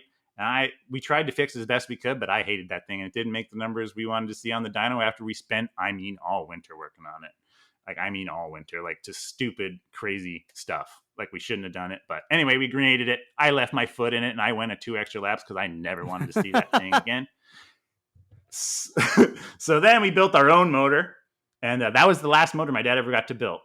So that was a cool experience. Got to thank Mike Bowman, because he bought a lot of our leftover modified parts in those days, and that helped fund that engine. And it was definitely just a wing and a prayer. We got it done. And within I went from being a guy that was hanging around 10th and 9th, and then now I'm like, bang, 2nd, 3rd, 4th. Like, I'm now a top 5 competitor, and it was all that motor. That thing ripped. Still have a lot of pieces of it. So that's 2010. So that year I had 4 seconds in a row between three at Ohsweken and Brighton. One of them at Ohsweken was a real big race where there was like one of those combo races where it was like Ohsweken cars, Patriots, ESS, SOD, Michigan, or the Ohio boys. Like, there's a bunch of us down there. There's like 50 plus cars, and I finished second. I led over half the race. It was a tune-up to it, right? It was like they used to do one like in August. They used to do a lot more combo races back then, where they'd bring in the tours like once a year. So anyway, that was one of the combo ones. I finished second in that to Dustin Daggett. He was one of the ringers back then. He's still going these days too, winning a few races, but not like he did back then. Back then he'd win every time he showed up. So that was like my dad's win that he got to see, because he never did get to see me win, which kind of sucks. But that year I had a real good nationals. That year I put it in the World of Outlaw show. That's a good story, because my dad didn't want me to go to the Outlaw show, because my rookie year we went to the Outlaw show, and I was in the B main, and Aaron Crocker spun out in front of me, and I drilled her and ended up flipping. So we junked our car. I had to thrash to the next week. So my dad, who didn't even own the car, I'm going to the Outlaw race. It's $800 US to start both nights. Like, if we get in, that's money, boy. That's money. I'm taking half the pay here. And like, you didn't want to go. We got in a little tiff, and we ended up going. it was cool because you got to watch me go around with Nice. Steve Kinzer, and that feeling that night when you do the first Outlaw 4 wide, like it felt just as good as when you win your first race. So he got to see that. So was that? And I then want the to go back because national, that yeah. flip with Aaron. That's not where you hurt yourself too, because you do have like a pretty significant injury. No, no, no, no. Okay, That's I way want up. to hear That's about that right when I'm. crash. That's at the Yeah, end of we're my gonna hear about that Eric. crash later on then, because I do want to ask about that. Yeah, that's Um, later on. so Yeah, that was just one where Mikey. There's a cool picture of that because like there's Aaron spun out and then me flipping and then Mikey Kretzka's driving through it and it looks like he's splitting the uprights. And I remember he even commented that like he's solid 3 points for the 01 back in the day. And yeah, so that flip went to the outlaw race, and then that year had a good nationals, and then he passed away in 2010. And then yeah, so that's when we had the first Gary Cunningham Memorial, 2011, and that's still the best run I've ever had in that race. That's a cool story too, because longtime go kart friend Kyle Moffitt, the Friday before the very first ever Gary Cunningham Memorial, we had a little bit of a run in, and I might have ended up upside down off of Kyle. And that kind of started the demise in our friendship. I'm not going to lie. But later in that race, Mikey Krutchka ended up flipping him. So that was funny. So then I was upside down. And then now Kyle's upside down right before the first Gary Memorial. And then so we both get it fixed. And then I went 16th to 4th in the first ever Gary Cunningham Memorial with the Patriots with Brian Howland won. And yeah, still my best run. That was and that still was one of at my Merrittville. favorite runs It's to always been to at this Merrittville. day. At Merrittville, yeah. Always been at Merrittville, yeah. Erica, Bicknell, and Nancy, this was their idea. I'm still blown away to this day that they came up with it. Like I say, when my dad worked at Fioravani's, like there was a guy there, Pete Fedden, who just recently passed away, RIP to him as well. But him and my dad didn't get along the best. Or like he would just wind my dad up on purpose. And so when that was happening, a lot of times you go hang out at Bicknell's, hang out with Nancy and Pete, hang out with Bob and back, just hang out, spend way too much time because I was still modified days in the tire room, like looking for tires for me. And yeah. So where was I going with that again? So we were talking. You took us to 2011. So this is first year for the Gary Cunningham. Yeah. Oh yeah, the first Yeah. Gary Cunningham Memorial. Yeah. So yeah, I finished 16th, and then that year I had some good finishes, but nothing like the year before where I had a whole bunch of seconds, and it was just a lot of thirds, fourths, fifths, and I think I finished sixth in And are you points still that driving for year. the same team? But still driving for Eric, and then so that's 2011. Then 2012, that was my biggest year in my racing career for sure. So the first night that year, I can remember I absolutely stunk, and it was a super slick night, and Glenn won. And so, see, Glenn, you can win in the slick. I remember that night specifically because I was terrible and you were lapping me. But yeah, that year I had actually, that was the first Ohsweken race. My first race of that year, I drove to Granby, Quebec. That was still the first time and only time I've been to Granby. And when we got there, that's the only time I've ever had like a James Hunt style barf in front of the trailer because like when we got there, this place is huge, like Knoxville. And like it was choppy and rough. Like I'm like, oh, they ended up flipping 8 cars that night, but I ended up running second in the Friday night show, and then the Saturday night show didn't go quite as good. So that was kind of fun. That was my first race that year. But then the rest of the year, I did the same thing. Finished third at a South Buxton race. That was a big deal. Another one of those combo events with all the hitters there. And yeah, this is my favorite story. So now the second Gary Cunningham Memorial, I didn't qualify. We brought the ESS in, not the Patriots. There was like 38 cars in the show, and a little rookie who's a hot shoe nowadays, but his name is Joe Tronk. I'd even told him this story at Fulton when I was there earlier in the year. But I battled with him in the B main for the last spot the whole time, and yeah, just missed it. He put me on the trailer, and I had to watch the second ever Gary Cunningham Memorial. I used to sneak up on the tower and watch with my good buddy Chris Hawkins when he used to be the video guy. So I had to watch it up on the tower. And that very Friday just goes to show you the highs and lows in racing. That very next Friday, after missing the GC Memorial, I won my first race. Yep, started 4th. I remember that one. I can still remember I got by Jim Hoopinen, and that night it was pretty tacky. So rolled the middle, like Ohsweken used to be able to run the middle real good. Because that night was real heavy too. It almost like made 2 cushions that night, one in the middle and one on the top. And yeah, I just rolled down and kicked their butts like it was a no doubt about her. And then all 3 of my wins came in the same. It wasn't the same month, but it was in the span of a month. My first one was July 6th. And then 2 weeks later, this was my favorite win. I started 6th. And you would have loved it. I got the Are video. you It's on slinging the YouTube. I'll top? send it to you. I was bang. I Oh was slinging my. the top like you wouldn't believe. Yep. And it was at night. A lot of nights is like this at Ohsweken specifically. Like the bottom's fast in 1 and 2, but in 3 and 4 you got to be on the top. It's still like that now because like it goes out farther or something on the bottom in 2 where you can just get. I'm like just shorten it up way more than you can on than off 4. So that night I rolled the top. Ended up passing Dave Dykstra for the win. I still loved passing him for the win. I'm not gonna lie. And yeah, that was my favorite win. Uh, like that one, I got to second right away. And I just chasing him down, chasing him down, chasing him down. And I got a caution. And that's the only time in my racing career I've ever felt like I'm winning this race. This guy is screwed because he was running the bottom the whole way around. I'm like, he has no clue the top's good. And I do. You're in deep trouble. And yep, that was my favorite win ever. And then my third win was August 3rd that year. And that was right after the Nationals weekend, which I qualified for. That week was the only time the first times, like when my dad saw me run the Outlaws, I had this rule where once they lap me, I'm pulling off. But so my first 3 Outlaw shows had to go like that. But this year in 2012, it was super slick, and the 360s actually ran pretty good. Tom Hoopinen ran like 10th Yeah. that night with a 360. And so I actually went forward. I started 20, whatever second in the B main was, and I got up to like me and Steeler drove through the field. And then we finished like 13th and 14th. I actually passed like Joey Saldana. I passed James McFadden. He was there that night. He's still winning outlaw races to this day.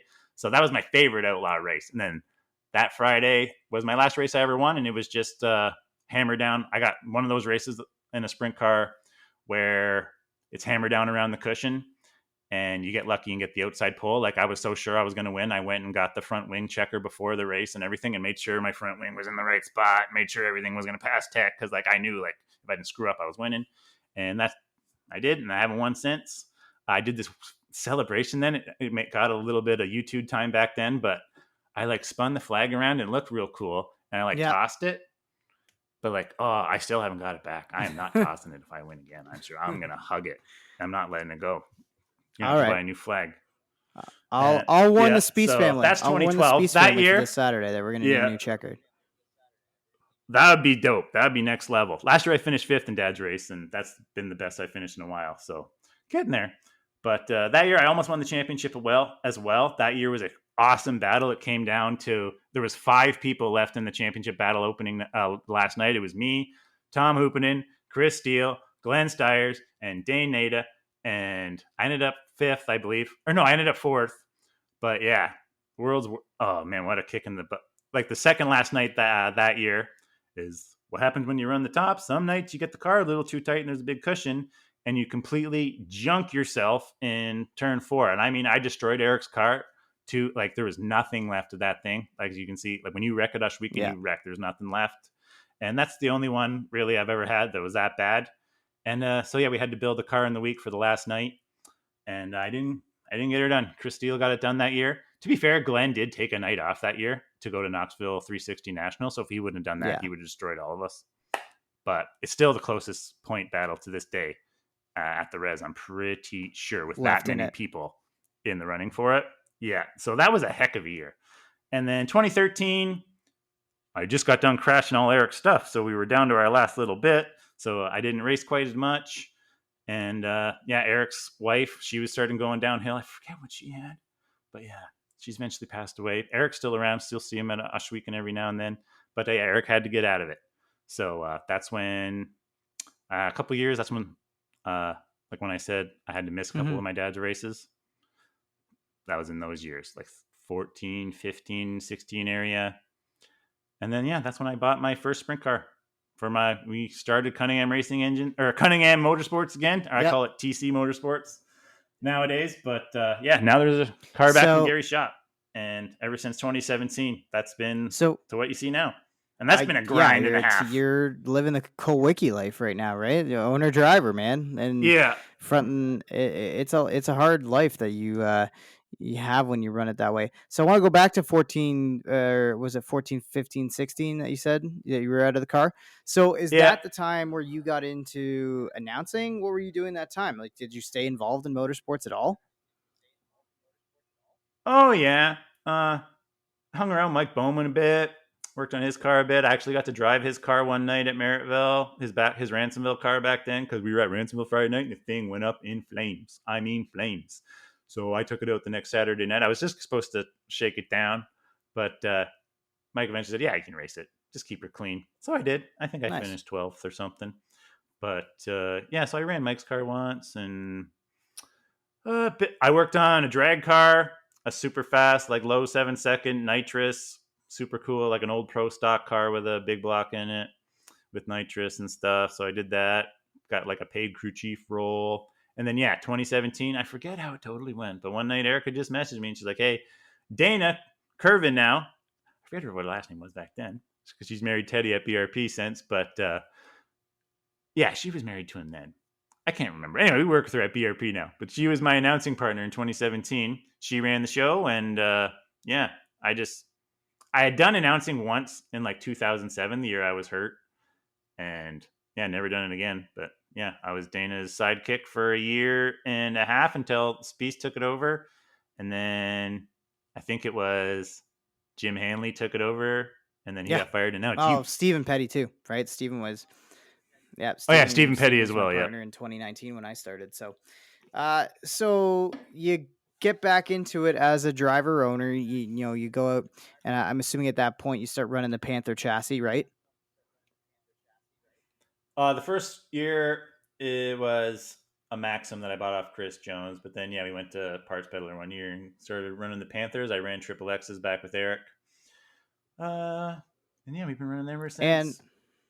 But yeah, COVID kind of got in the way of my yeah, right. comeback too. So another thing I wanted to ask Yeah. too about your wins, is it true that that motor you had was the one that you built with your dad? Yep, that was the same one, exact same thing. I would just rebuild it every year. I put different exhaust valves in it, pump them up a little bit. But yeah, that was the most motivating thing in my whole life because like when my dad passed away, I had never uh, officially assembled the motor myself ever. Like I was always been around. I'd done lots of the jobs and stuff like that, but I had never done it. And so yeah, it was either do it or don't race because we can't afford engine bills to have other people to do it. And Eric couldn't afford that either, to be honest. That's why me and Eric were such a good gel. And yeah, got it to get in this still, like I say, most motivating thing in my life that I've done because you just learn that even just being there, like no matter what, you're still learning stuff and seeing it. And I was able to do it and get it done. And yeah, winning with that, crazy. Yeah. That thing ripped. So, and Yep. I guess I feel like I've bugged you about this at work, but let's get it out on the podcast. So, why have you yourself not gotten into the engine business? What kept you out of it? Oh man, it's just so hard these days. Like in this country, especially. Like if I was in the States, maybe there's just so many more people over there, so many more racers. Like one thing we didn't get into in our part earlier was like there's 58 358 modifieds at a tour race right now Mm-hmm. at Fulton.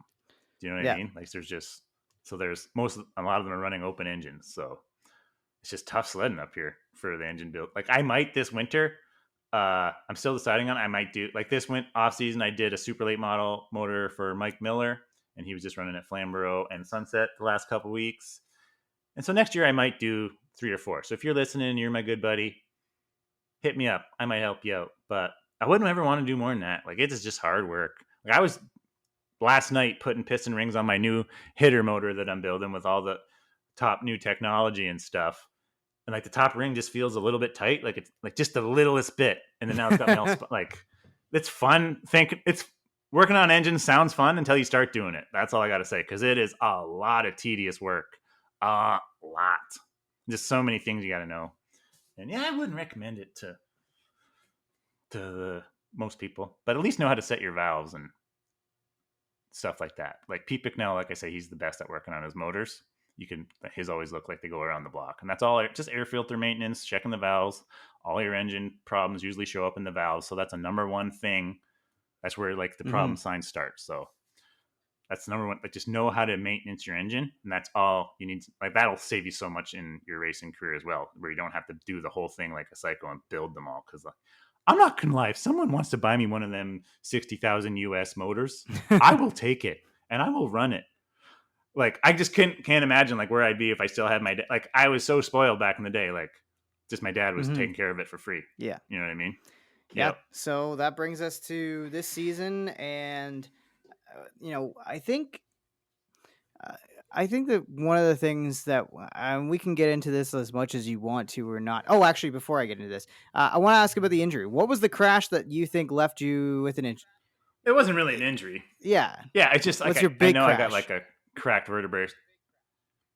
Uh, my biggest crash was the one that cost me the championship, but that one didn't hurt my back as much. My one that hurt my back was Brighton used to have like a more of a blunt end wall in turn 3 and 4, and in 2013, uh, yeah, I just thought I was a hero. Hit the cushion wrong. It biked up, went over the edge, and bang, like hit right front to the tire, and the back end of the car went way up. And like I say earlier in the other podcast, like when the car Yep. comes down flat on its wheels, that's what it did. It's like straight back down, and this feeling that went up my spine that night, it was gross. And but it's just definitely like a cracked one. It'd be like if someone went off like a toboggan jump and landed flat on their butt. Like I've heard of people have that undiagnosed injury. It'd Hmm. just be something like that. But that's a lot of stuff you hear in sprint car racing is, and even modifieds, is the spine, because when the cars come down flat on the wheels. That one's I should have went and got that one checked out. I'm not gonna lie. You say that every once in a while at work, and when we're just casually talking, and I'm just like, But oh my like god. Terry McCarroll, Knoxville, he was an outlaw as well, but like 410 sprint car Hall of Famer. Uh, like he went and broke his back, like way worse than just cracking it one night, and went and raced the next night and won. So racers You are guys all psychotic. have an interesting. I don't want to call it a Yeah, death wish, but you guys I just didn't have win an the next night or interesting nothing, level of pain and his and was way and, worse. and commitment to your sport. So I guess I'll find out. Yep. That night I still started last and drove it up to fifth Nice. because I was in Nice. the heat. But yeah. Well, I So then now what's yeah, I left? guess Just now, talk and, about and now what I this want to year. ask you is that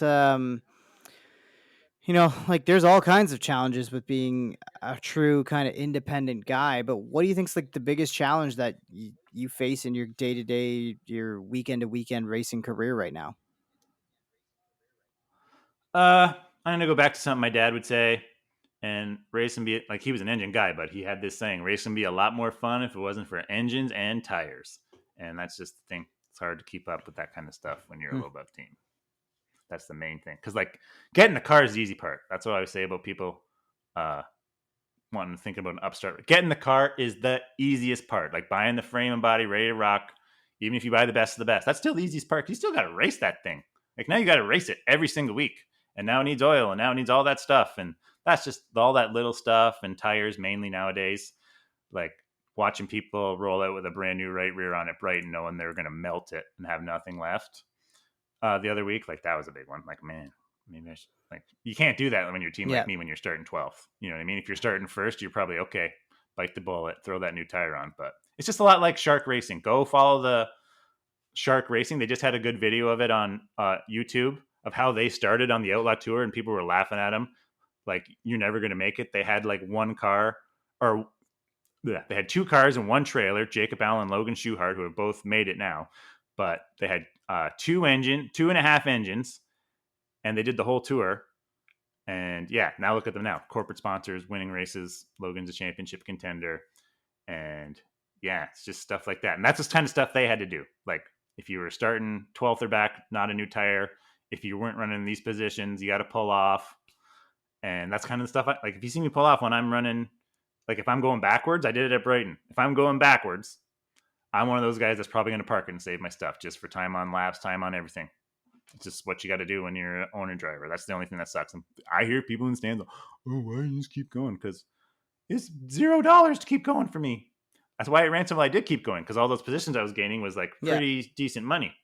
You know what I mean? That's why I had my tongue out and won the hard charge at Ransomville, because all those extra money positions were like, oh man, I couldn't wait to go get them. So, and I was going forward, but yeah, going backwards, fall into the positions at the end, I'm probably going to park it. Fair enough.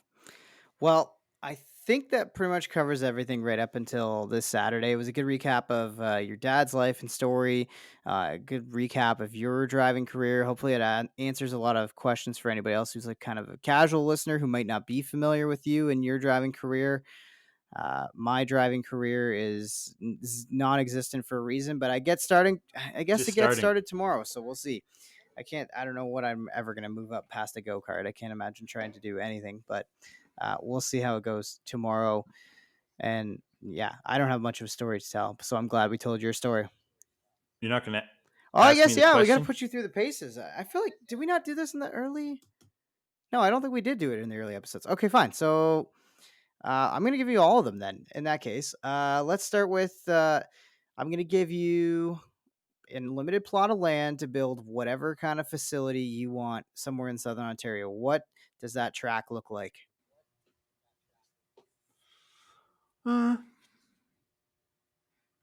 Probably, I don't know where I'd put it. I love the Niagara area, so probably somewhere around here, Hamilton somewhere.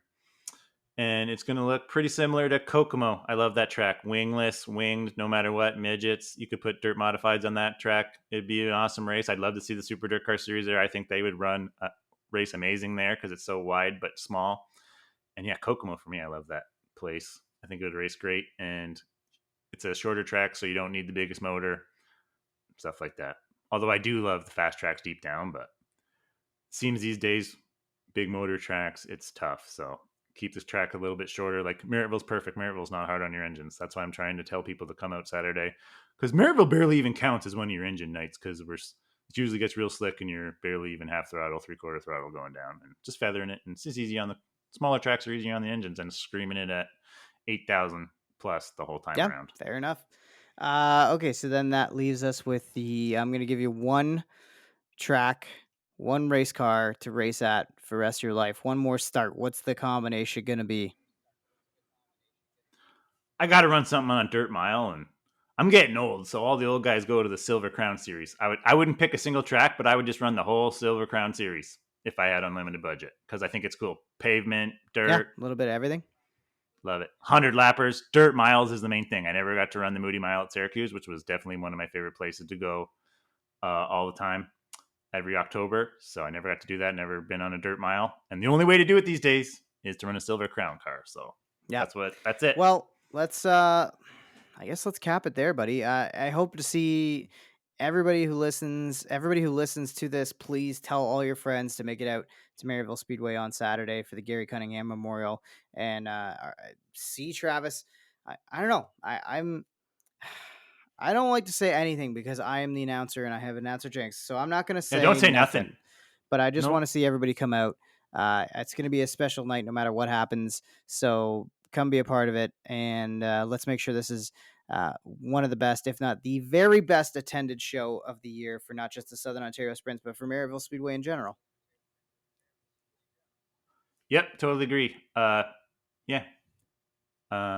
We used to, back in the day when we had like the big block show at Merrittville, Nancy used to say to me like that Dad's race used to draw in just as much money and fans as that one. So she always used to tell me that specifically to make me feel good. And yeah, so we always put the numbers. I'm sure it'll be packed if it's a good day. Let's make it happen. This is the Southern Ontario Dirt Show podcast. This is the Cunningham family, and in particular the TC story. And yeah, we will talk to you next week on the Southern Ontario Dirt Show podcast. And the checkered is out on another episode of the Southern Ontario Dirt Show presented by Ohsweken Speedway and Bicknell Racing Products. Like what you hear, rate, review, and subscribe wherever you get your podcasts. Connect with us on Facebook at Southern Ontario Dirt Show or find us on Instagram, Twitter, and TikTok at SODS_pod. Have a question for the show? Email us, southernontariodirtshow@gmail.com. Thanks for supporting local racing in Southern Ontario, and we'll see you at the track.